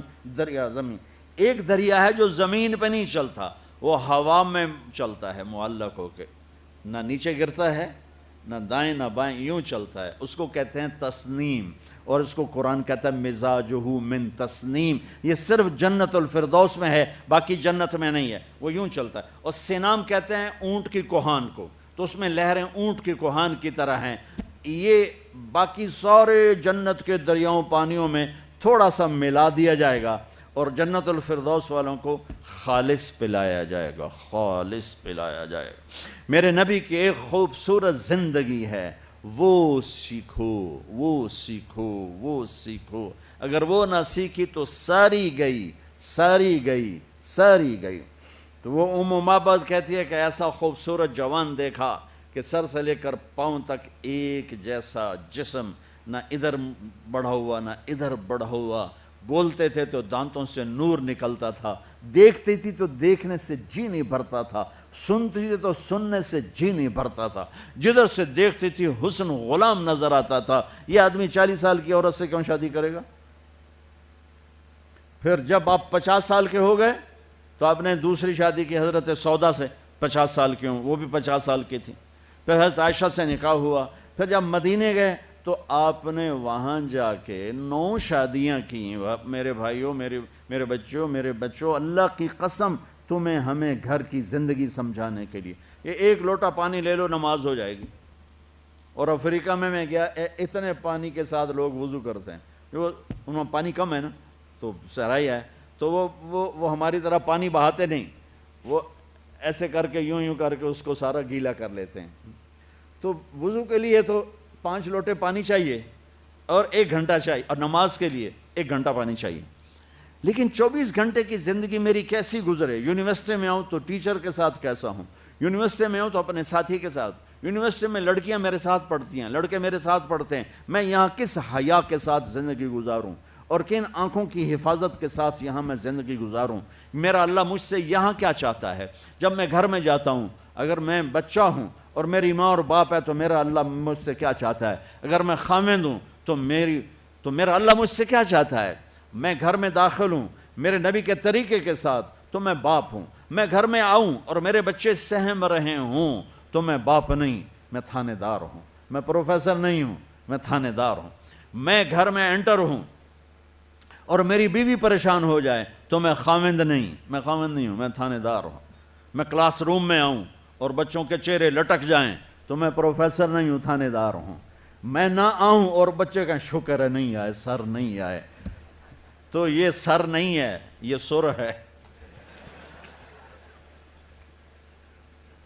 سر وہ ہوتا ہے جس کے آنے سے بچوں کے چہرے کھل جائیں، خاوند وہ ہوتا ہے جس کو دیکھ کے بیوی خوش ہو جائے، بیوی وہ ہوتی ہے جس کو دیکھ کے خاوند خوش ہو جائے اور دیکھ کے دوبارہ باہر بھاگنے کو جی چاہے تو بیوی تو ڈین ہوئی ہوتا۔ تو میرے نبی نے 11 گھر آباد کر کے ہمیں ایک زندگی سکھائی۔ اور بچوں اگر اپنے نبی کی ساری زندگی کا خلاصہ بتاؤں تو 2 حدیثوں میں آ جائے گا۔ ایک زبان کی حفاظت کرو ہر رشتے کے سامنے، اور ایک اپنے دل کو پاک رکھو ہر انسان سے، تو پورے نبی کی زندگی آپ کے ہاتھ میں آ جائے، پوری زندگی۔ ہمارے ہاں صرف عبادات اور تسبیح تک کا دین موجود ہے، لیکن میرے نبی کی معاشرت، میرے نبی کے اخلاق، میرے نبی کا عزت دینا دیکھو، عزت دینا دیکھو۔ آپ ٹیچر بیٹھے ہیں، آپ کے ساتھ بچے بیٹھے ہوئے ہیں، آپ کو کوئی بلاتا سر تو آپ یوں کرتے ہیں، ہاں۔ میرے نبی کو کوئی بلاتا تھا تو وہ کیا کرتے تھے؟ وہ تو سارے سروں کے سر تھے نا، سرداروں کے سردار۔ اب بیٹھے ہوئے ہیں تو میرے نبی کو کوئی بلاتا یا رسول اللہ تو آپ یوں نہیں کرتے تھے، آپ یوں کرتے تھے، جی، فل چہرہ بھی چھاتی بھی۔ ادھر سے کوئی بلاتا یا رسول اللہ تو آپ یوں نہیں کرتے، آپ یوں کرتے تھے۔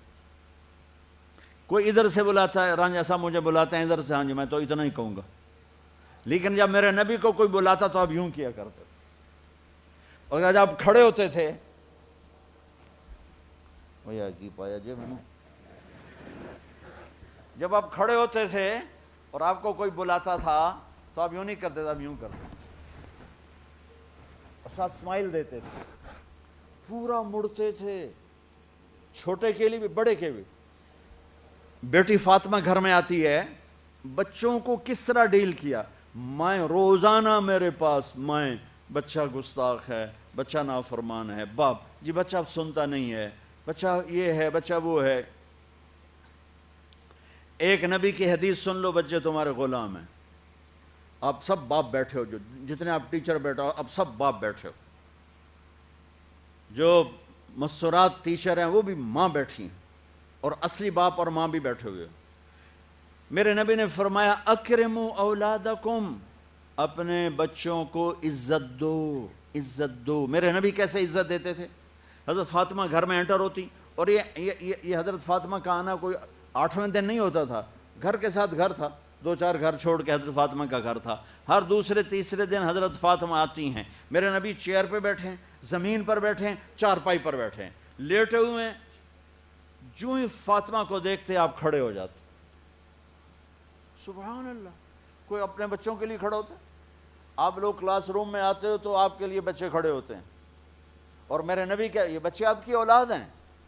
میرے نبی کھڑے ہو جاتے، اور وہیں نہیں کھڑے رہتے تھے بلکہ تیزی سے آگے بڑھتے تھے اور جا کر حضرت فاطمہ کا ہاتھ پکڑ لیتے تھے مسافر کے، اور پھر دیکھو مجھے یوں بوسہ لیتے، پھر ہاتھ پکڑے پکڑے پکڑے لے کر آتے، پہلے حضرت فاطمہ کو بٹھاتے پھر خود بیٹھتے تھے۔ تو پھر کیا جنت کی عورتوں کی سرداری مل گئی۔ اپنے زبان کا بول میٹھا کرو، اپنے اخلاق اچھے کرو، اپنا چہرے کو خوبصورت کرو، جو اللہ نے دے دیا ہے، اس کو مسکرانے سے سجاؤ۔ مسلمان کو مسکرا کے ملنا بھی صدقے کا ثواب ہے، اور اس موبائل نے تباہی پھیر دی ہماری۔ بچہ بات کر رہا ہے اور اماں لگی ہوئی ہے ڈرامے دیتے، ہاں بتاؤ سن رہی ہوں، بکو کیا بک رہے ہو، سن رہی ہوں۔ بچے کو مار دیا۔ عربی کا لفظ ہے، توجہ فرمائیں، عربی کا لفظ ہے، توجہ فرمائیں۔ توجہ کی تا ہٹا دو تو نیچے وجہ ہے. وجہ کا مطلب ہوتا ہے چہرہ. چہرہ کہ توجہ فرمائیں کا مطلب ہے کہ اپنا بوتھا میری طرف کرو. یہ نہیں کہ تم موبائل دیکھ رہے ہو اور بات کر رہے ہو. یہ تو ایسی مصیبت ہے، وہ مراسیوں کا بیٹا ہوا پہلا انہوں نے چم چم کے مار دیتا. یہ موبائل پاکستانیوں کے ہاتھ میں ٹائلٹ میں بھی استعمال کر رہے ہوتے ہیں، دو آوازیں آ رہی ہوتی ہیں.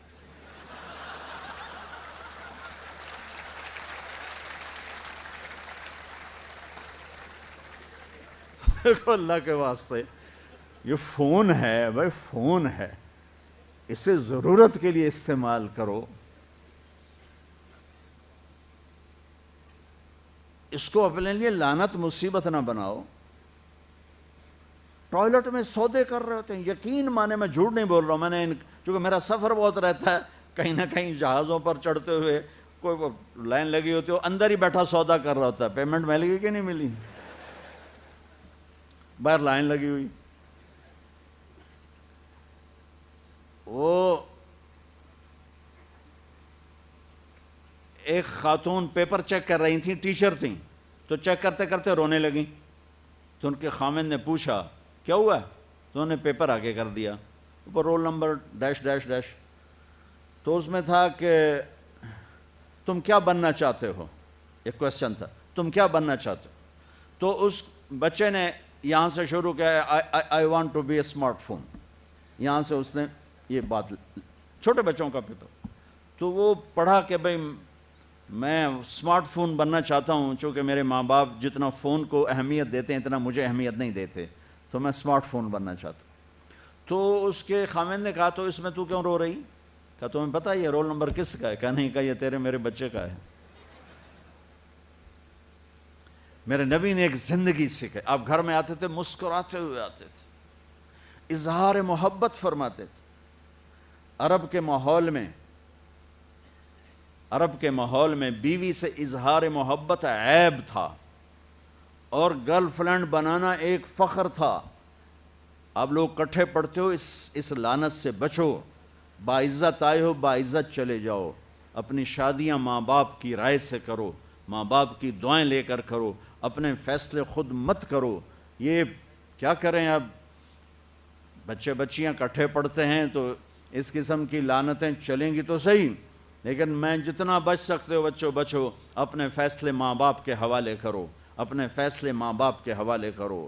چونکہ جتنی عشق کی شادیاں ہوتی ہیں وہ ساری ہی ناکام ہوتی ہیں، چونکہ معشوق اس وقت تک ہے جب تک وہ بیوی نہ بنے. جب وہ بیوی بن جائے پھر وہ معشوقہ نہیں ہے، پھر کوئی اور بلا ہے.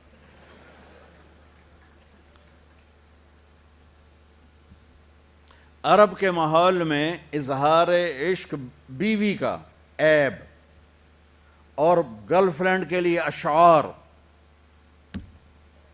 وَهَلْ تَبْكِينَ لَيْلَا. دیکھو مثال دیتا ہوں، مجنو لیلا کا عاشق تھا، بیوی کے لیے کبھی ایک لفظ نہیں بولا، اور لیلا کے لیے دیکھو کیسے بول رہا ہے.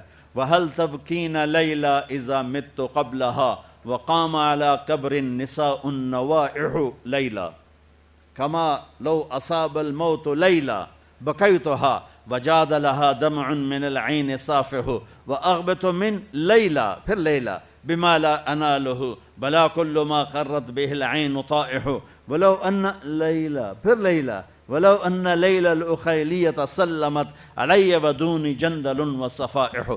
4 شعر ہیں، ہر شعر میں لیلا لیلا. یہ کلچر ہے عرب کا.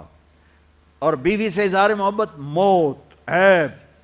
اس کلچر میں بھرے مجمع میں ایک آدمی پوچھتا ہے یا رسول اللہ من احب الناس الیک، آپ کو سب سے زیادہ کس سے محبت ہے؟ تو اپنے نبی کی سنو. آپ نے زور سے فرمایا عائشہ سے. وہ ہل گیا،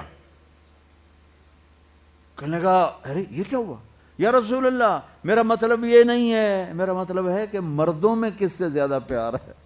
تو آپ کو پتہ چل گیا، اس کی نبض پہ ہاتھ رکھ لیا کہ اس کو ہضم ہی نہیں ہوا کہ میں نے عائشہ کا نام لے دیا. اب آپ نے کہنا تھا ابو بکر سے، تو آپ نے کہا عائشہ کے ابا سے. عائشہ کے ابا سے. آپ اتنے کائنات کا بوجھ سر پہ اٹھا کے زندگی گزاری، اور اپنے حسنین کے لیے روزانہ وقت نکالتے تھے. آپ کہتے ہو میں ریکٹر ہو گیا ہوں، میرے پاس ٹائم کوئی نہیں، میں پروفیسر ہو گیا ہوں، میرے پاس ٹائم ہی کوئی نہیں، تو کیا فائدہ ہے ٹائیاں لگانے کا؟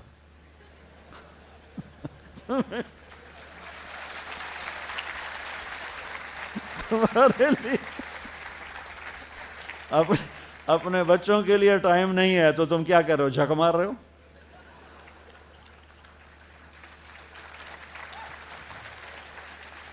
میرے نبی سے زیادہ مصروف کوئی آئے گا؟ بولو، جواب دو زور سے۔ 7 بر اعظم کے انسان اور قیامت تک کے انسانوں کی ذمہ داری سر پر ہو، اور وہ روز بچوں کے لیے وقت نکالیں۔ این اللقا، میرے شرارتی بچے کدھر ہیں؟ وہ نہیں آتے تھے تو آپ گھر چلے جاتے تھے حضرت فاطمہ کی، اور کیا کرتے تھے؟ پہلے یہ سنو، میری آنکھوں کی ٹھنڈک حسن حسین، میری دنیا کی بہار حسن حسین، میرے جنت کے پھول حسن حسین، جنت کے نوجوانوں کے سردار حسن حسین۔ یا اللہ جو ان سے پیار کرے تو ان سے پیار کر، جو ان سے بغض رکھے تو ان سے بغض رکھ۔ یا اللہ میں ان سے پیار کرتا ہوں، تو بھی ان سے پیار فرما۔ وہ ہستی ہیں، یا اللہ میں ان سے پیار کرتا ہوں، تو بھی ان سے پیار فرما۔ سجدے نماز کے سجدے، فرض نماز کے سجدے میں دونوں بھائی نے چھلانگ لگائی اور نبی کی کمر پر چڑھ گئے، اور میرے نبی نے سجدہ لمبا کر دیا۔ میرے جیسا نہیں تھا کہ 2 تھپڑ مار کے نیچے اتارتا ہے، آپ نے سجدہ ہی لمبا کر دیا۔ صحابہ پریشان ہو گئے کہ فوت ہو گئے ہمارے نبی، اتنا لمبا سجدہ کبھی کرتے نہیں۔ تو پہلی صف والوں نے سر اٹھا کے دیکھا تو دیکھا دونوں بھائی کمر پہ بیٹھے باتیں کر رہے، موجاں کیتی جا۔ تو ایک صحابی نے، عبداللہ بن مسعود کہا تھا، یا میں نام صحیح نہیں بتا سکتا ہوں اس وقت، انہوں نے آگے ہاتھ بڑھایا اتارنے کے لیے نا، تو میرے نبی سجدے میں یہاں سے دیکھا، بغل سے دیکھا کوئی ہاتھ اوپر آ رہا ہے آگے، تو آپ نے یوں کیا سجدے میں کہ نہیں اتارنا، نہیں اتارنا۔ جب دونوں بھائی خود اترے پھر آپ کھڑے ہوئے سجدے سے، جب نماز ختم کی سلام پھر دے، دونوں کو گود میں لے لیا، کہا میرے ماں باپ ان پہ قربان، انہیں تکلیف نہ دیا کر۔ چونکہ آپ دیکھ رہے تھے کہ ایک کا سر کٹے گا، ایک زہر سے تڑپ کے مرے گا، لہذا آپ نے اتنا لاڈ دیا، اتنا پیار دیا، انتہا کر دی۔ روزانہ دوسرے تیسرے دن آپ حسنین کو ٹائم دیتے۔ اب کیسے ٹائم دیتے؟ دیکھو ان کے لیے ایسے، آپ ان کے لیے ہاتھ بھی بچھا دیتے اور پاؤں کے گھٹنے بھی اٹھا دیتے، ہاتھ اور گھٹنے لیول کر کے، کمر پورا جیسے سواری کا ہوتا ہے، آؤ بھائی بچوں اپنے اونٹ پہ چڑھ جاؤ، دونوں بچوں کو اوپر چڑھا کر کمرے میں چکر لگاتے، پھر کہتے تمہارا اونٹ کیسا ہے، پھر دونوں کو اتار کے زینب کو اوپر چڑھاتے، پھر کہتے اوپر سے آ گئے حضرت جابر ایک دفعہ کہ حسنین اوپر چڑھے ہوئے تھے، بڑی عالی شان سواری ہے بھائی، بڑی عالی شان سواری ہے بھائی، تو میرے نبی نے نیچے سے کہا بڑے عالی شان سوار ہیں بھائی، بڑے عالی شان سوار ہیں بھائی، میرا سب سے بڑا سرمایہ میری اولاد ہے، میں نے اسے ٹائم نہ دیا، میں نے اسے یہ سب آپ کی اولاد بیٹھے ہوئے ہیں، سب آپ کی اولاد بیٹھے ہوئے ہیں۔ ٹیچر کا رتبہ بہت بلند اللہ نے بنایا ہے۔ ہارون رشید، جابر بادشاہ اور اسماعیل ٹیچر تھے ان کے بچوں کے، مامون اور امین کے۔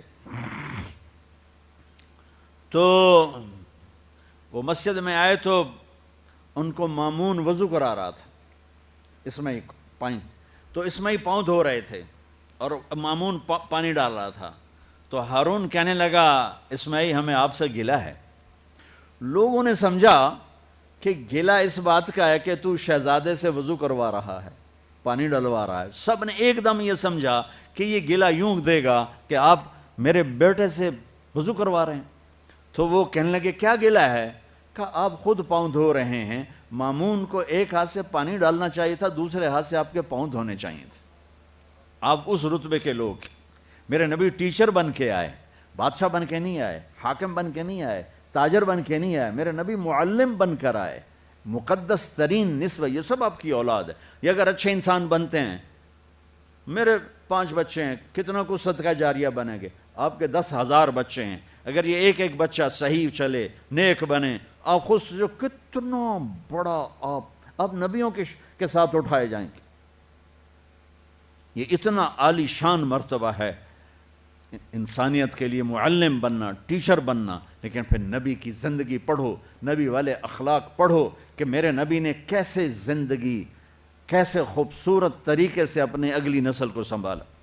میرے بچے چھوٹے تھے، اسکول پڑھتے تھے، تو ان کے پرنسپل میرے دوست تھے، میں ملنے گیا تو کہنے لگے، یہاں فیصل آباد کے 2 بڑے مشہور ڈاکٹر اور لیڈ ڈاکٹر ہیں، ان کے بچے میرے پاس پڑھتے ہیں، تو وہ میرے پاس آئے تھے کہ ہمارے بچے 3 دن ہو گئے گھر میں کھانا نہیں کھا رہے اور ہمیں بتاتے بھی نہیں ہیں۔ تو انہوں نے ان دونوں بچوں کو بلا لیا آفس میں کہ بھئی آپ کیوں نہیں کھا رہے؟ کہا جی ہم ان کے سامنے نہیں بتائیں گے، آپ ان کو باہر بٹھائیں۔ تو اس نے دونوں میاں بیوی کو باہر بٹھا دیا، ایک بہت بڑی گائنیکالوجسٹ تھی اور ایک بہت بڑا اس کا ٹی وی کا ڈاکٹر تھا۔ کہا بھئی بچے آپ کھانا کیوں نہیں کھا رہے گھر؟ کہا سر ہم صبح ناشتہ کرتے ہیں تو امی ابو سو رہے ہوتے ہیں، ہمیں ان کی شکل دیکھنے کو نہیں ملتی۔ دوپہر کو کھانا کھاتے ہیں تو امی ابو ہاسپٹل میں ہوتے ہیں، ہمیں ان کی شکل دیکھنے کو نہیں ملتی۔ شام کو ہم کھانا کھاتے ہیں تو امی ابو کلینک میں ہوتے ہیں، ہمیں ان کی شکل دیکھنے کو نہیں ملتی۔ ہمیں نوکروں سے واسطہ تو ایسے ماں باپ کو کیا کرنا جو ہمیں ٹائم ہی نہ دے سکیں، تو ہم نے احتجاج کیا کہ ہم اپنے گھر میں کھانا نہیں کھائیں گے۔ تو ہماری نسل ہے، ایک نبی کی زندگی پڑھو کہ اتنے عالی مرتبے پر پہنچ کر کیسے بچوں کے لیے وقت نکالا۔ ابو ہریرہ فرماتے ہیں میں نے دیکھا حسن حسین، کبھی حسن کبھی حسین، یہ جیسے مائیں بچوں کو پاؤں پہ کھڑا کر کے جھولا جھلاتی، کہ اس طرح اللہ کے نبی جھولا جھلا رہے ہوتے تھے، کبھی حسن کو کبھی حسین کو۔ پھر کہتے اس سعد المرتقی، آگے پہاڑی آ گئی ہے، چڑھ جا پہاڑی پہ، پنڈلیاں یہاں چڑھایا، یہاں چڑھایا، یہاں چڑھایا، یہاں گھٹن تک، پھر یہاں، پھر جب یہاں تھے تو آپ یوں ہو جاتے، اور آگے آؤ، اور آگے آؤ، اور آگے آؤ، یہاں تک لے آتے، یہاں تک، پھر ہاتھ فکس کر کے منہ پر کر کے ان کا بوسہ لیتے، پھر کہتا ہے یا اللہ میں ان سے پیار کرتا ہوں، تو بھی ان سے پیار فرما۔ میں آپ کو 1.5 گھنٹے میں کیا نبی کی زندگی سکھاؤں؟ میں نے ٹپس دے دیے ہیں کہ میرے نبی کی زندگی خوبصورت ترین نمونہ ہے، دنیا بنانے کا بھی، آخرت بنانے کا بھی۔ صرف ڈگریاں لے کے مال اکٹھا کر کے مر گئے تو ناکامی کے سوا کچھ نہیں ملے گا، اور اللہ کو راضی کر کے مر گئے اور اللہ کے نبی کو راضی کر کے مر گئے، اور وہ صرف میرے نبی کی پاکیزہ زندگی کے اندر چھپا ہوا ہے۔ آپ بحیثیت ٹیچر اپنے نبی کو دیکھو، بحیثیت باپ اپنے نبی کو دیکھو، بحیثیت خاوند اپنے نبی کو دیکھو۔ آپ حضرت میمونہ کے گھر میں تھے، آپ کو آیا پیشاب، اٹھ کے باہر گئے، حضرت میمونہ کی آنکھ، آخری نکاح حضرت میمونہ سے کیا آپ نے۔ ان کو شیطان نے چکر دے دیا، ان کو خیال آیا کہ یہ جو اللہ کے نبی ہیں نا، مجھے چھوڑ کے دوسری بیوی کے پاس چلے گئے، تو سوکن پنا تھا تو غصہ چڑھ گیا، انہوں نے کنڈی لگا دی۔ تھوڑی دیر میں اللہ کے نبی واپس آئے، دروازہ بند، تو آپ نے کھڑکھڑایا، میمونہ دروازہ کھولو، کہ میں نہیں کھولتی۔ کہ کیوں؟ کہا آپ مجھے چھوڑ کے دوسری بیگم کے پاس چلے گئے۔ آپ نے کہا انی حاقن، اللہ کی بندی دوسری بیگم نہیں، مجھے پیشاب بہت آیا ہوا تھا۔ کہنے لگا مجھے سارا پتہ ہے، پیشاب نہیں تھا۔ 100 کن کا کبھی مطلب پتہ ہے؟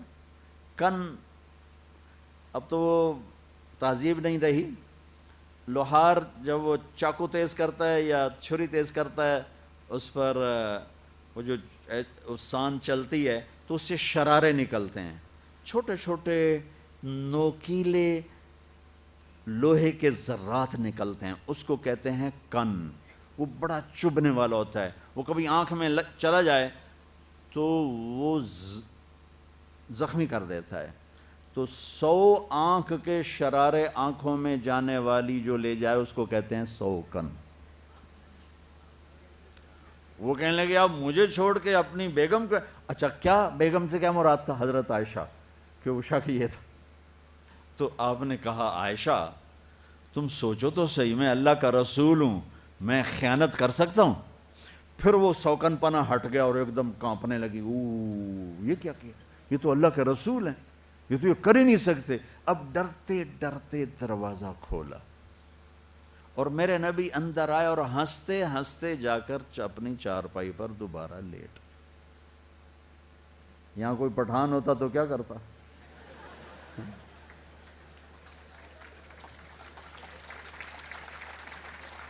وہ ویسے ہی سر پھاڑ دیتا اس کا۔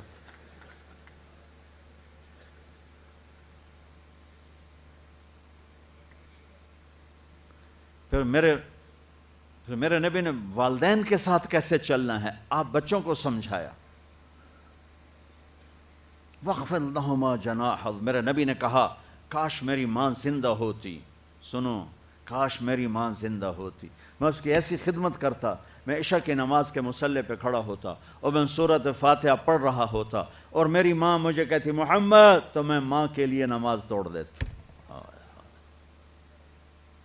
کل ہی ایک خاتون آئی، رو نے مجھے بھی رلا دیا کہ میرا 17 سال میں نے بچے کو پالا، خامد نے طلاق دے دی، اس تنہا کو اس کے سہارے شادی بھی نہ کی اور وہ مجھے چھوڑ کے چلا گیا کہ میں تجھ سے تنگ آ گیا ہوں، تو اپنی زندگی جی، میں نے اپنی جینی۔ اور والدین کی ہائے نسلیں برباد کر دیتے، والدین کی بد دعا لگ گئی تو کبھی سرسبز ہو نہیں سکتی۔ تو میرے نبی نے اس تمنا کا اظہار کیا کاش میری ماں ہوتی۔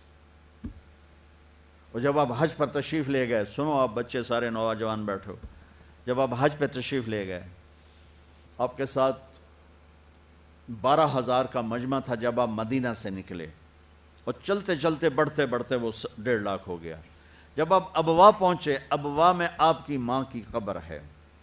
جب آپ 6 سال کے تھے ماں گئی مدینے اپنے خاوند کی قبر کی زیارت کے لیے اور ملاقاتوں کے لیے، واپس آئیں تو ابوا ایک جگہ پہاڑی پر ان کو ہارٹ اٹیک ہوا غالباً اور ان کا انتقال ہو گیا۔ وہاں ان کو ام ایمن نے پتھروں میں دبا کے دفن کر دیا۔ جب نیچے اترے تو اللہ کے نبی نے ہاتھ چھڑایا اور دوڑ کے پھر اوپر چڑھ گئے۔ میں وہاں گیا ہوں، میں تمہیں کیا بتاؤں، کبھی اللہ تمہیں موقع دے تو جانا۔ زندگی میں بڑے سفر کیے اور وہ عجب سفر تھا، چاروں طرف کالے پہاڑ، سناٹا، اور ایک 6 سال کا بچہ مجھے تڑپتا نظر آ رہا ہے جو ماں ماں کہہ رہا ہے، اسے پتہ نہیں موت ہوتی کیا ہے، پہلی موت دیکھی ہے، وہ کوئی تسلی دینے والا کوئی نہیں ہے۔ تو وہ اس غم میں ریئیکشن کیا ہوا، جب نیچے اترے تو پھر دوڑ لگائی، پیچھے حضرت ام ایمن دوڑی دوڑی گئیں تو جا کے کیا دیکھا، وہ منظر کے پتھر بھی پگھل رہے تھے، آپ نے ماں کی قبر کو ایسے لگایا ہوا تھا سینے کے ساتھ، اوپر لیٹے پڑے تھے اوپر۔ جب حضرت ام ایمن قریب ہوئیں تو سنا آپ کہہ رہے تھے ماں جی آپ کو تو پتا تھا آپ کے سوا میرا کوئی نہیں ہے، مجھے کس کے سہارے چھوڑ دیا، کدھر جاؤں، باپ دیکھا ہی نہیں، بھائی بہن ہے کوئی نہیں، اس جنگل میں 25 سال کی عمر میں وہ بلک بلک کے رو رہے تھے۔ تو ام ایمن کبھی جگر پھٹ گیا لیکن جانا تو تھا، اٹھایا تو انکار کر دے کہ مجھے ماں جی، یہ بھی ماں ہیں، دودھ پلائے ام ایمن، ماں جی مجھے چھوڑ دو، مجھے یہیں چھوڑ دو، کھینچ کے لے گئیں۔ زخم چند دنوں کے بعد بھر جاتا ہے، کوئی بھی مرے۔ اور یہ 57 سال کے بعد میرے نبی وہاں سے گزر رہے ہیں، اب 57 سال، 63 سال آپ کی عمر ہو چکی ہے، 6 سال کی عمر میں ماں کو مرتے دیکھا تھا۔ تو آپ نے اپنی اونٹنی کی لگام پھیر دی ابوا کے جنگل کی طرف، سڑک چھوڑ کے یوں ہو گئے۔ تو جو 7 لوگ تھے وہ حیران ہو گئے کہاں جا رہے ہیں، قریب والوں کو پتہ تھا کہاں جا رہے ہیں۔ تو چلتے چلتے میں گیا ہوں نا تو راستہ کوئی نہیں ہے، ویسے ہی ایک دوست عرب میرے دوست تھے، ان کی میں نے بڑی ٹرک نما جیپ لے لی تھی تاکہ اندر جا سکوں، تو میں اس کے ذریعے ایک گائیڈ کے ذریعے اندر گیا۔ تو آپ تشریف لے گئے اور اونٹنی کو نیچے بٹھایا، اوپر چڑھے اور اپنے گھٹنے اٹھائے اور ہاتھ یہاں رکھے اور سر نیچے دیا گھٹنوں میں، اور اس طرح رونا شروع کیا جیسے ابھی ماں مری ہے، اور اس طرح روئے جیسے چھوٹا بچہ ہچکیوں کے ساتھ روتا ہے۔ آپ کے رونے کی آواز دائیں بائیں سنائی دے رہی تھی۔ میں ہزاروں دفعہ یہ قصہ سنا چکا ہوں اور ہر دفعہ میرے آنسو بہہ پڑتے ہیں کہ میں وہاں چلا جاتا ہوں، میں نے عجب منظر دیکھا ہے۔ وہ نوجوان بیٹھے ہو، والدین زندہ ہیں، تو اللہ کے واسطے کسی کی بد دعا نہ لے لینا، نہیں تو تمہارے پلے کچھ نہیں رہے گا۔ والدین زیادتی بھی کریں تو سہ جاؤ۔ والدین سے کہتا ہوں کہ بچوں کی رعایت کرو، ان کو عزت دو، لیکن آپ سے کہتا ہوں زیادتی بھی کریں تو سہ جاؤ۔ اب وہاں بیٹھنے کی جگہ نہیں۔ میرے نبی نے کہا میں آج رات یہیں گزاروں گا۔ پورے قافلے کے لیے سامنے ابوا بستی تھی، وہاں جگہ بنائی گئی تھی۔ آپ کہا نہیں، میں آج رات یہیں رات ماں کی قبر کے سرہانے گزاریا۔ تو میرے عزیزو، اگر ہمارے پاس نبی والے اخلاق نہیں ہیں تو ہم جانور ہیں۔ نہ ماں سے بولنے کا پتہ، نہ باپ سے بولنے کا پتہ، نہ بیوی سے بولنے کا پتہ، نہ بیوی کو خامن سے بولنے کا پتہ۔ سنو، ان بچیوں کو سنا رہا ہوں، غور سے سنو۔ میرے نبی سے پوچھا گیا یا رسول اللہ قیامت کب آئے گی؟ تو آپ نے کہا یہ تو اللہ کو پتہ ہے۔ کہ یا رسول اللہ کوئی نشانی بتا دیں۔ تو آپ نے کہا جب یہ بیٹیاں بھی ماؤں کو ذلیل کریں گی تو قیامت آ جائے گی۔ بیٹیاں، بیٹوں کا نام نہیں لیا، بیٹے تو اکثر گستاخ ہوتے ہیں، بیٹیاں اکثر فرما بردار ہوتی ہیں۔ تو میرے نبی نے کہا جب بیٹیاں بھی ماؤں کو ذلیل کریں گی۔ ایک ماں بیٹی کو میں نے دیکھا، ماں کچھ کہہ رہی تھی تو آگے بیٹی کہہ رہی تھی بھوک نہیں۔ ہمارے علاقے کی بات ہے نا، ہماری اپنی زبان، بکواس نہ کر۔ وہ بیٹی کہہ رہی تھی بھوک نہیں، تو آگے اس کی ماں کے موٹے موٹے آنسو گر رہے تھے۔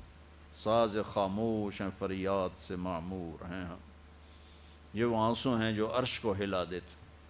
تو بچوں، تمہیں تمہاری ڈگریاں مبارک ہوں، تم اچھے اپنی لائن کے اچھے بنو، ایسے بنو کہ لوگ تم سے پڑھنے آئیں۔ لیکن یہ یاد رکھنا کہ اسی کا نام کامیابی نہیں ہے، اسی کا نام معراج نہیں ہے، اسی کا نام سب کچھ نہیں ہے۔ اور بھی دکھ ہیں زمانے میں محبت کے سوا، راحتیں اور بھی ہیں وصل کی راحت کے سوا۔ اس کو سیکھو، نماز کو نہ چھوڑو۔ 1440 ہجری میں نماز چھوڑنے کی گنجائش ملتی ہے تو صرف کربلا میں ملتی ہے، جب ظلم بھی انتہا پہ تھا اور مظلوم بھی انتہا پہ تھا۔ لیکن میرے نبی کے نواسے نے کربلا میں نماز پڑھ کے بتایا کہ زیر خنجر بھی یہ پیغام سنایا ہم، نماز نہ چھوڑو۔ کبھی قضا ہو جائے تو رات سونے سے پہلے پہلے پڑھ کے سو، اور اللہ سے مانگو یا اللہ سجدوں سے محروم نہ فرما، نماز نہ چھوڑو۔ یہ میری آپ کی بہت بڑی پہچان ہے، نماز بہت بڑا وظیفہ ہے نماز۔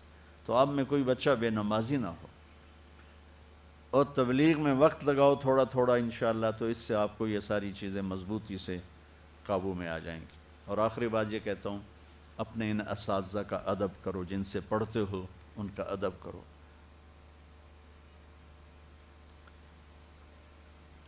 علم کا دروازہ ہے مولا علی، علم کا دروازہ۔ میرے نبی نے کہا، انہوں نے خود نہیں کہا میں علم کا دروازہ، میرے نبی نے کہا میں علم کا شہر ہوں، علی اس کا دروازہ ہے۔ وہ کہتے ہیں میں غلام ہوں اس کا جو مجھے ایک لفظ نہیں ایک حرف سکھا دے، جو مجھے ایک حرف سکھا دے میں اس کا غلام ہوں، جہاں چاہے بیچ دے، جہاں چاہے بیچ دے۔ تو آپ سب کے یہ جو بیٹھے ہیں نا آگے لوگ، یہ آپ ان کو باپ سے بھی بڑھ کے ادب دو، کبھی ان کی دعا نکلے گی آپ کے لیے کامیابیوں کے راستے کھل جائیں گے۔ دعا بہت بڑی چیز ہے، اور ملتی عزت ادب اور احترام سے۔ اور ہمارے چونکہ بے ادبی کا کلچر ہے، تو وہ ٹیچر کو بھی بے ادبی کے ساتھ بولنا یہ تمہیں نقصان پہنچائے گا بچوں، بہت نقصان پہنچائے گا۔ عزت و احترام کو اپنے پر لازم کرو۔ امام ابو حنیفہ تشریف فرماتے، اپنی کلاس ہو رہی ہے، کلاس مسجد میں، ایک بچہ کھیلتا کھیلتا دروازے پر آتا، امام صاحب کھڑے ہو جاتے، وہ غائب، وہ ادھر ہوتا وہ بیٹھ جاتے۔ 2-3 دفعہ ایسا ہوا، جب درس ختم ہوا تو لوگوں نے پوچھا حضرت یہ تو بچہ غیر مسلم کا تھا، آپ اس کے لیے ایسے کھڑے ہو رہے تھے تو سننا۔ فرمانے لگے ایک دفعہ میں راستہ بھٹک گیا تھا، اس کے باپ نے مجھے راستہ بتایا تھا، یہ میرے استاد کا بیٹا ہے، میں اس لیے کھڑا ہو رہا تھا، کافر کا بچہ، میں اس لیے کھڑا ہو رہا تھا۔ آپ کے استاد آپ سے ڈر رہے ہوں، پتہ نہیں کیا بدتمیزی کر جائیں، پتہ نہیں کیا بکواس کر جائیں، تو وہ آپ کے لیے بڑے گھاٹے کا سودا ہے۔ والدین کے سامنے بھی غلام بن جاؤ اور ٹیچر کے سامنے بھی غلام بن جاؤ۔ اور آخری بات کہتا ہوں کہ تم بہت بڑا مجمع یہاں بچوں کا ہو، آپس میں لڑائی بھڑائی بھی ہوتی ہوگی تو صلح کر لینا، جس سے لڑے ہوئے صلح کر لینا۔ کوئی ان 8-10 ہزار کے مجمع میں ایسا کوئی نہ ہو جو دوسرے سے بولتا نہ ہو، صلح کر لینا، معافی مانگ لینا، معاف کر دینا۔ اللہ کو معاف کرنا بھی پسند ہے، معافی مانگنا بھی پسند ہے۔ اب میں سب میں آپس میں تعلق اور محبت ہو، نفرت نہ ہو۔ اور ایک بات یہ کہتا ہوں، بیٹا امت بن کے رہو، فرقوں میں بٹ کے نہ رہو۔ مار دیا ہے، میں کہتا ہوں کہ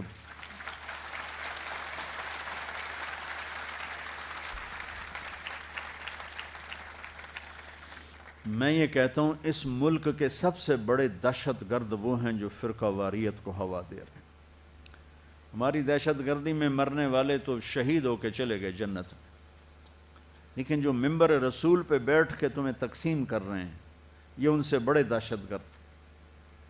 اللہ کے واسطے ان کے دھوکے میں مت آؤ، مسلمان بن گئے، جو تمہارا عقیدہ ہے اسے بنیان کی طرح اپنے اندر رکھو، اور امت ہونا اور مسلم ہونا اور مومن ہونا یہ کرتے کی طرح اپنے اوپر پہنو، سب کو ایسے ملو، گلے سے سینے سے ملاؤ۔ اللہ کی جنت بہت بڑی ہے۔ اور آج پتہ کیا، ہر فرقے والے جو متعصب ہیں، انشاءاللہ تم ایسے نہیں ہوگے، میں 20 سال سے یہ رونا رو رہا ہوں کہ امت بنو، امت بنو، امت بنو۔ اور میرا رب کا شکر ہے کہ میری نسل جو پڑھی لکھی ہے وہ اس فتنے سے نکل رہی ہے، وہ اپنے آپ کو مسلمان ہی کہتے ہیں۔ لیکن آج جو متعصب لوگ ہیں، چاہے وہ دیوبندی ہیں، چاہے بریلوی ہیں، چاہے سنی ہیں، چاہے شیعہ ہیں، جو اپنے سوا کسی کو جنتی نہیں سمجھتے، تو میں مذاقاً کہا کرتا ہوں اللہ نے اتنی بڑی جنت بنائی تو ذرا تسی 4 بندے جنت چ گئے تو باقی جنت اللہ کی کرنا ہے؟ ویلی جنت اللہ کی کرے گا؟ کسی اور کو بھی جانے دو یار، یا تو جگہ تھوڑی بھج کے چڑھ جاؤ، ویگن جا رہی بھج کے جاؤ، سیٹ نہیں لبنی، چڑھ جاؤ بھائی۔ اللہ کی جنت اتنی بڑی ہے، میرے نبی نے فرمایا اگر کسی ایک درجے میں اللہ سارے دنیا کے انسانوں کو ٹھہرا دے جنتی ہو، سارے خوشی خوشی زندگی گزاریں گے، کھلی کھلی زندگی، وہ ہے اتنی بڑی تو کسی ہور نوں بھی چڑھن دو، تسی آندو ساڑی ویگن ہی جنت جا رہی، اور کسی دی جا ہی نہیں رہی۔ تو میں کہہ رہا ہوں انشاءاللہ جس نے کلمہ پڑھا ہے اس کی ویگن جنت میں جا کے ہی رہے گی۔ چونکہ ایک بدو ہے، یا رسول اللہ قیامت کے دن حساب کون لے گا؟ تو آپ نے کہا اللہ۔ وہ کہنے لگا موجوں ہو گئیاں، موجوں ہو گئیاں، بخین بخین موجوں ہو گئیاں۔ آپ نے کہا وہ کیڑی گل دی موج ہو گئی؟ کہا سخی بادشاہ ہے، ناپتے بھی چھڑ دے گا، سخی بادشاہ ہے پکڑ کے بھی چھوڑ دے گا۔ تو معاملہ تو اللہ کی ذات ہے، اتنا کریم مہربان ہے۔ 2 آدمیوں کو اللہ کہے گا چلے جاؤ جہنم میں، ایک دوڑ لگا دے گا، ایک پیچھے مڑ مڑ دیکھے گا، تو جو دوڑ لگائے گا دونوں کو اللہ بلا لے گا، کہے گا ارے بھائی سامنے تو آگ ہے، دوڑ کیوں لگا رہے ہو؟ کہ یا اللہ تیری نہ ماننے کی وجہ سے تو جہنم ملی ہے، میں نے سوچا آج مان لوں، شاید آج تو خوش ہو جاؤں۔ اچھا بھائی تو پیچھے مڑ مڑ کے کیوں دیکھ رہا تھا؟ کہ میرے مولا تیرے بارے میں سنا تھا تو بڑا کریم ہے، تو میں انتظار کر رہا تھا کہ مجھے ایویں ہی نہیں کہہ دے، مجھے ابھی واپس بلائے گا، ابھی واپس بلائے گا، اس لیے میں مڑ مڑ کے دیکھ رہا تھا۔ تو اللہ تعالیٰ فرمائیں گے چلو موجاں کرو، جاؤ جنت میں چلے جاؤ، میری جنت میں چلے جاؤ۔ اللہ تو ایسا کریم مہربان ہے۔ تو امت بننے کی نیت کرتے ہو نا انشاءاللہ۔ اور آخری بات یہ ہے بچوں، اب نوجوان ہو، توبہ کر لو، زندگی کو پاک بنا لو، تمہارے دامن پہ کوئی چھینٹا نہ ہو، کوئی پڑ جائے تو مسئلہ کوئی نہیں، توبہ کرو گے دھل جائے گا۔ میرے رب فرماتا ہے کہ میرے بندہ تو اتنے گناہ کر کے آسمان کی چھت کو لگا دے، پھر صرف ایک دفعہ تو کہے گا نا یا اللہ معاف کر، تو سارے معاف کر دوں۔ اللہ ایسا کریم اور مہربان، اور جس کا آخری کلام لا الہ الا اللہ ہوگا وہ جنت میں جائے گا، جس کا آخری بول اللہ ہوگا وہ جنت میں جائے گا، چاہے وہ ساری زندگی کیسی غفلت میں گزرا ہو۔ جو رمضان میں مر جائے وہ سیدھا جنت ہی ہے، جو جمعے کو مر جائے وہ سیدھا جنت۔ اور قبر میں حساب، اللہ نے کتنے بہانے رکھے ہوئے معاف کرنے، کیوں ہم ایسے بنے دوزخ کے داروغے کے دوزخ کے ٹھوک کے ہی رکھنا ہے، ساڑھے تو سوا کوئی جا ہی نہیں سکتا۔ تو آخری بات یہ کہتا ہوں بچوں کہ آج یہاں اٹھنے سے پہلے ماشاءاللہ 8-10 ہزار کا مجمع ہے، توبہ کر کے اٹھ، توبہ کر کے اٹھ۔ اور توبہ کا مطلب یہ نہیں کہ تم جنید بغدادی بن جاؤ گے یا رابعہ بصری بن جائیں گی، توبہ کر کے بھی ہم سے گناہ ہوں گے، پھر کیا کریں گے ہم؟ پھر معافی مانگیں گے، اللہ معاف کر دے گا۔ اللہ کو بادشاہوں پہ نہ کرو قیاس۔ مجھے جاوید چودھری صاحب کا فون آیا، چونکہ یہ میں بات بکثرت کرتا ہوں کہ مولانا صاحب آپ لوگوں کو گناہوں پہ دلیر کر رہے ہیں۔ میں نے کہا کیسے؟ کہ آپ کہتے ہیں جتنی دفعہ مرضی توبہ کرو اللہ معاف کر دے گا، آپ کا نوکر بار بار توبہ توڑے آپ کے کام میں تو آپ اسے نکال نہیں دیں گے؟ میں نے کہا جاوید بھائی میں تو بیٹا ایسا کرے گا تو نکال دوں گا، آپ تو نوکر کی بات کر رہے ہو، لیکن افسوس یہ کہ آپ نے طارق جمیل اور اللہ کو ایک کر دیا۔ طارق جمیل کی تھے اور اللہ کی تھے۔ میرا اللہ مثال دے رہا ہے، میرے بندو ساری دھرتی گناہوں سے بھر کے نہیں، زمین سے لے کر آسمان تک گناہ کر کے آدھی زبان سے کہو یا اللہ معاف، تو میں وہی معاف کر دوں۔ تو توبہ کا مطلب یہ ہے کہ میں ایک گناہ کرتا ہوں، وہ میں نے چھوڑ دیا، پھر کبھی مجھ سے ہو گیا، پھر میں نے توبہ کی، تو میرے ایک حدیث یاد آ گئی، ما اسر من استغفر وَإِنْ عَادَ فِي الْيَوْمِ 70 مرتن۔ میرا بندہ تو دن میں 70 دفعہ بھی توبہ توڑ کے توبہ کرے گا نا تو میں تمہیں معاف کروں گا۔ تو نماز نہیں پڑھتے، گالی ہے، کوئی اور نشہ ہے، ہماری نسل میں نشہ بہت چل گیا ہے، اور بہت سے گناہ ہیں۔ آج یہاں بیٹھے بیٹھے میرے بچوں توبہ کر لو، تو انشاءاللہ جب آپ اٹھو گے نا تو آپ معصوم بچے کی طرح ہوگے۔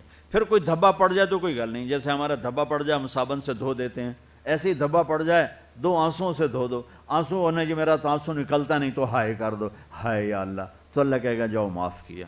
تو نیت کرتے ہو اس کی سارے، تو کہو میرے ساتھ یا اللہ میری توبہ، پھر کہو یا اللہ میری توبہ، پھر کہو یا اللہ میری توبہ۔ چلو مبارک ہو، سب معاف ہیں انشاءاللہ۔ اللہ تعالیٰ آپ کی جوانیوں کو ہمارے ملک کے لیے اور آپ کی آخرت کے لیے مفید بنائے۔ اللہ آپ سب، اور میں آپ سب کا شکر گزار ہوں کہ آپ نے مجھے آنے کا موقع دیا، بولنے کا موقع دیا۔ اللہ آپ سب سے راضی۔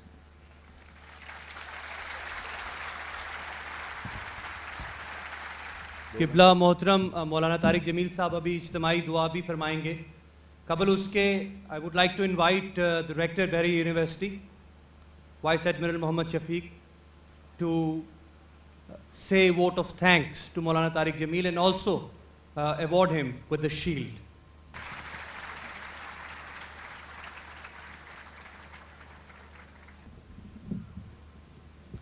بسم اللہ الرحمن الرحیم۔ ہمارے نہایت ہی محترم اور معزز مولانا طارق جمیل صاحب، مہمان گرامی، اساتذہ کرام اور میرے پیارے عزیز طلبہ و طالبات، السلام علیکم۔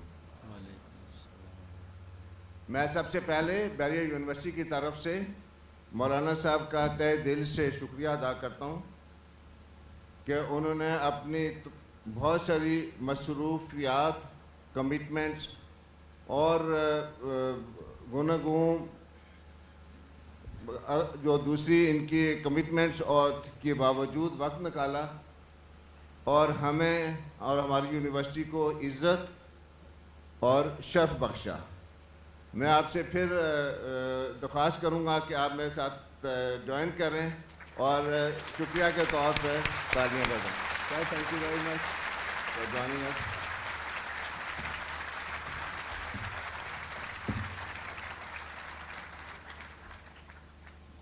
مولانا صاحب کا جو ایمان افروز بیان تھا انہوں نے ہمارے دلوں کو گرما دیا اور ہمارے ایمان اور یقین کو نئی بلندیاں عطا فرمائیں، اور مجھے یقین ہے کہ آج کے اس بیان کے بعد ہم سب کی زندگیوں میں ایک دور رس مثبت تبدیلی رونما ہوگی انشاءاللہ۔ اور انشاءاللہ جو ان کے سنہری الفاظ ہیں وہ ہماری نئی جنریشن کے دلوں میں اتری ہے اور اس کو آگے زندگیوں میں ہم اس کے اوپر کارآمد رہیں گے۔ ہم ہر یونیورسٹی میں جیسے ہوتا ہے اسی طریقے سے ہماری یونیورسٹی میں ہمارے بچے ایف ایس سی اور اے لیول کر کے بہت ہی ینگ ایج میں ہمیں جوائن کرتے ہیں، اور وہ ہمارے ساتھ تقریباً 4-5 سال زیر تعلیم رہ کے نہ صرف جوان ہوتے ہیں بلکہ ان کی ایک شخصیت بھی مرتب ہوتی ہے، اور اس کے ساتھ وہ اپنی عملی زندگی میں جاتے ہیں۔ ہماری یونیورسٹی کا یہ کور مشن اور آبجیکٹیو ہے کہ ہم اپنے بچوں کو اپنے تمام ذرائع کو استعمال کرتے ہوئے ان کو اعلیٰ ترین اخلاقی اور پیشہ ورانہ تعلیم سے آراستہ کریں، تاکہ جب وہ یہاں سے فارغ التحصیل ہوں تو ان کو ایز اے ہولسم شخصیت کے طور پہ ابھریں، ایک ایسی شخصیت جن کے اندر 3 پہلو بہت نمایاں ہوں۔ اس میں سب سے پہلے کہ وہ ایک اچھے پریکٹسنگ مسلم ہوں، ایسے مسلمان جن کو اپنے دین کا، حقوق اللہ کا، حقوق العباد کا، قرآن مجید کی بیسک تعلیمات کا، سیرت النبی کا، اپنے حلال و حرام کا سب نہ صرف علم ہو بلکہ اپنی زندگی میں اس کے اوپر عمل پیرا بھی ہوں۔ دوسرا پہلو کہ ہمارے جو بھی یہاں سے طلباء باہر نکلیں وہ ایک ٹرو پیٹریوٹک پاکستانی ہوں، ایسے پاکستانی جن کو علامہ اقبال کا فلسفہ، قائد اعظم کا نظریہ، پاکستان کی آئیڈیالوجی کا صرف نہ صرف آگاہی ہو بلکہ اس پہ یقین ہو، وہ اپنا پاکستانی ہونے پہ فخر کریں، اور وہ اپنے ذاتی اور گروہی مفادات سے اوپر جا کے اپنے ملک پاکستان کے مفادات کو مقدم رکھیں۔ اور جو تیسرا پہلو ہے وہ ہے کہ ہم اپنے بچوں کو ہارڈ کور پروفیشنل بنائیں، ایسے پروفیشنل جو فارورڈ لکنگ ہوں، پروگریسو ہوں، کریٹیو ہوں، پر اعتماد ہوں، کہ آج کل کے ماڈرن ڈے کے جو چیلنجز ہیں ان کو وہ اچھی طریقے سے فیس کر سکیں۔ اور میرا یہ یقین ہے کہ ایسے بچے ایسی شخصیت کے ساتھ جب اپنے وہ عملی زندگی میں جائیں گے تو آئی ایم شیور کہ وہ اس دنیا میں کامیاب ترین انسان ثابت ہوں گے، اپنے ذاتی حیثیت میں، اپنی خاندانی حیثیت میں، اور اپنے ملکی اپنے وطن کی حیثیت میں۔ اور میرا یہ بھی یقین ہے کہ جب یہ زندگی وہ دنیا میں کامیاب گزاریں گے تو انشاءاللہ آخرت میں بھی رب کریم اپنی رحمت سے ان کو کامیاب اور سرخ روح کرے گا۔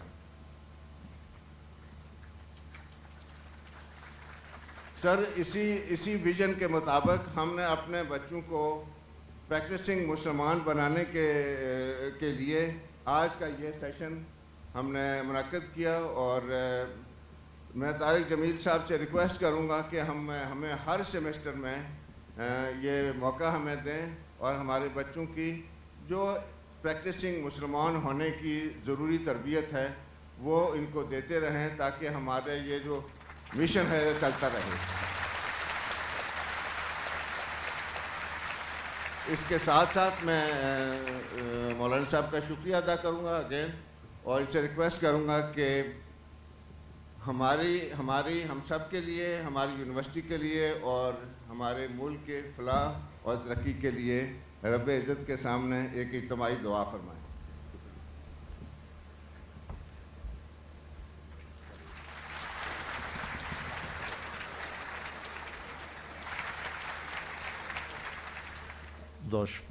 درود شریف پڑھو۔ اللہم لک الحمد کما انت اہلہ فصلی علی محمد کما انت اہلہ وفعل بنا ما انت اہلہ انک اہل التقوی و اہل المغفرہ ربنا آتنا فی الدنیا حسنہ وفی الآخرۃ حسنۃ وقنا عذاب النار۔ یا اللہ، یہ ہماری نسل تیرے سامنے ہے، ان کی حفاظت فرما، آگے سے، پیچھے سے، دائیں سے، بائیں سے، اوپر سے، نیچے سے، ہر گناہ سے ان کی حفاظت فرما، ہر نافرمانی سے حفاظت فرما۔ ہمارے تعلیمی اداروں کو یا اللہ تو ہدایت کے مرکز بنا دے، یہاں کے پڑھانے والوں کو علم کی روشنی دے، تقوی کا نور دے، نبی والی محبت دے، علم کی گہرائیاں دے، یہاں کے پڑھنے والوں کو قوم کا رہبر بنا، قوم کا ہادی بنا، ملک کے لیے نگہبان نگران بنا، ان کے دامن کو ہر قسم کے گناہ سے پاک فرما، ان کے قول و فعل میں تضاد کو ختم فرما، ہماری نئی نسل کو اپنا بنا لے، ہماری پرانی نسل کو بھی اپنا بنا لے۔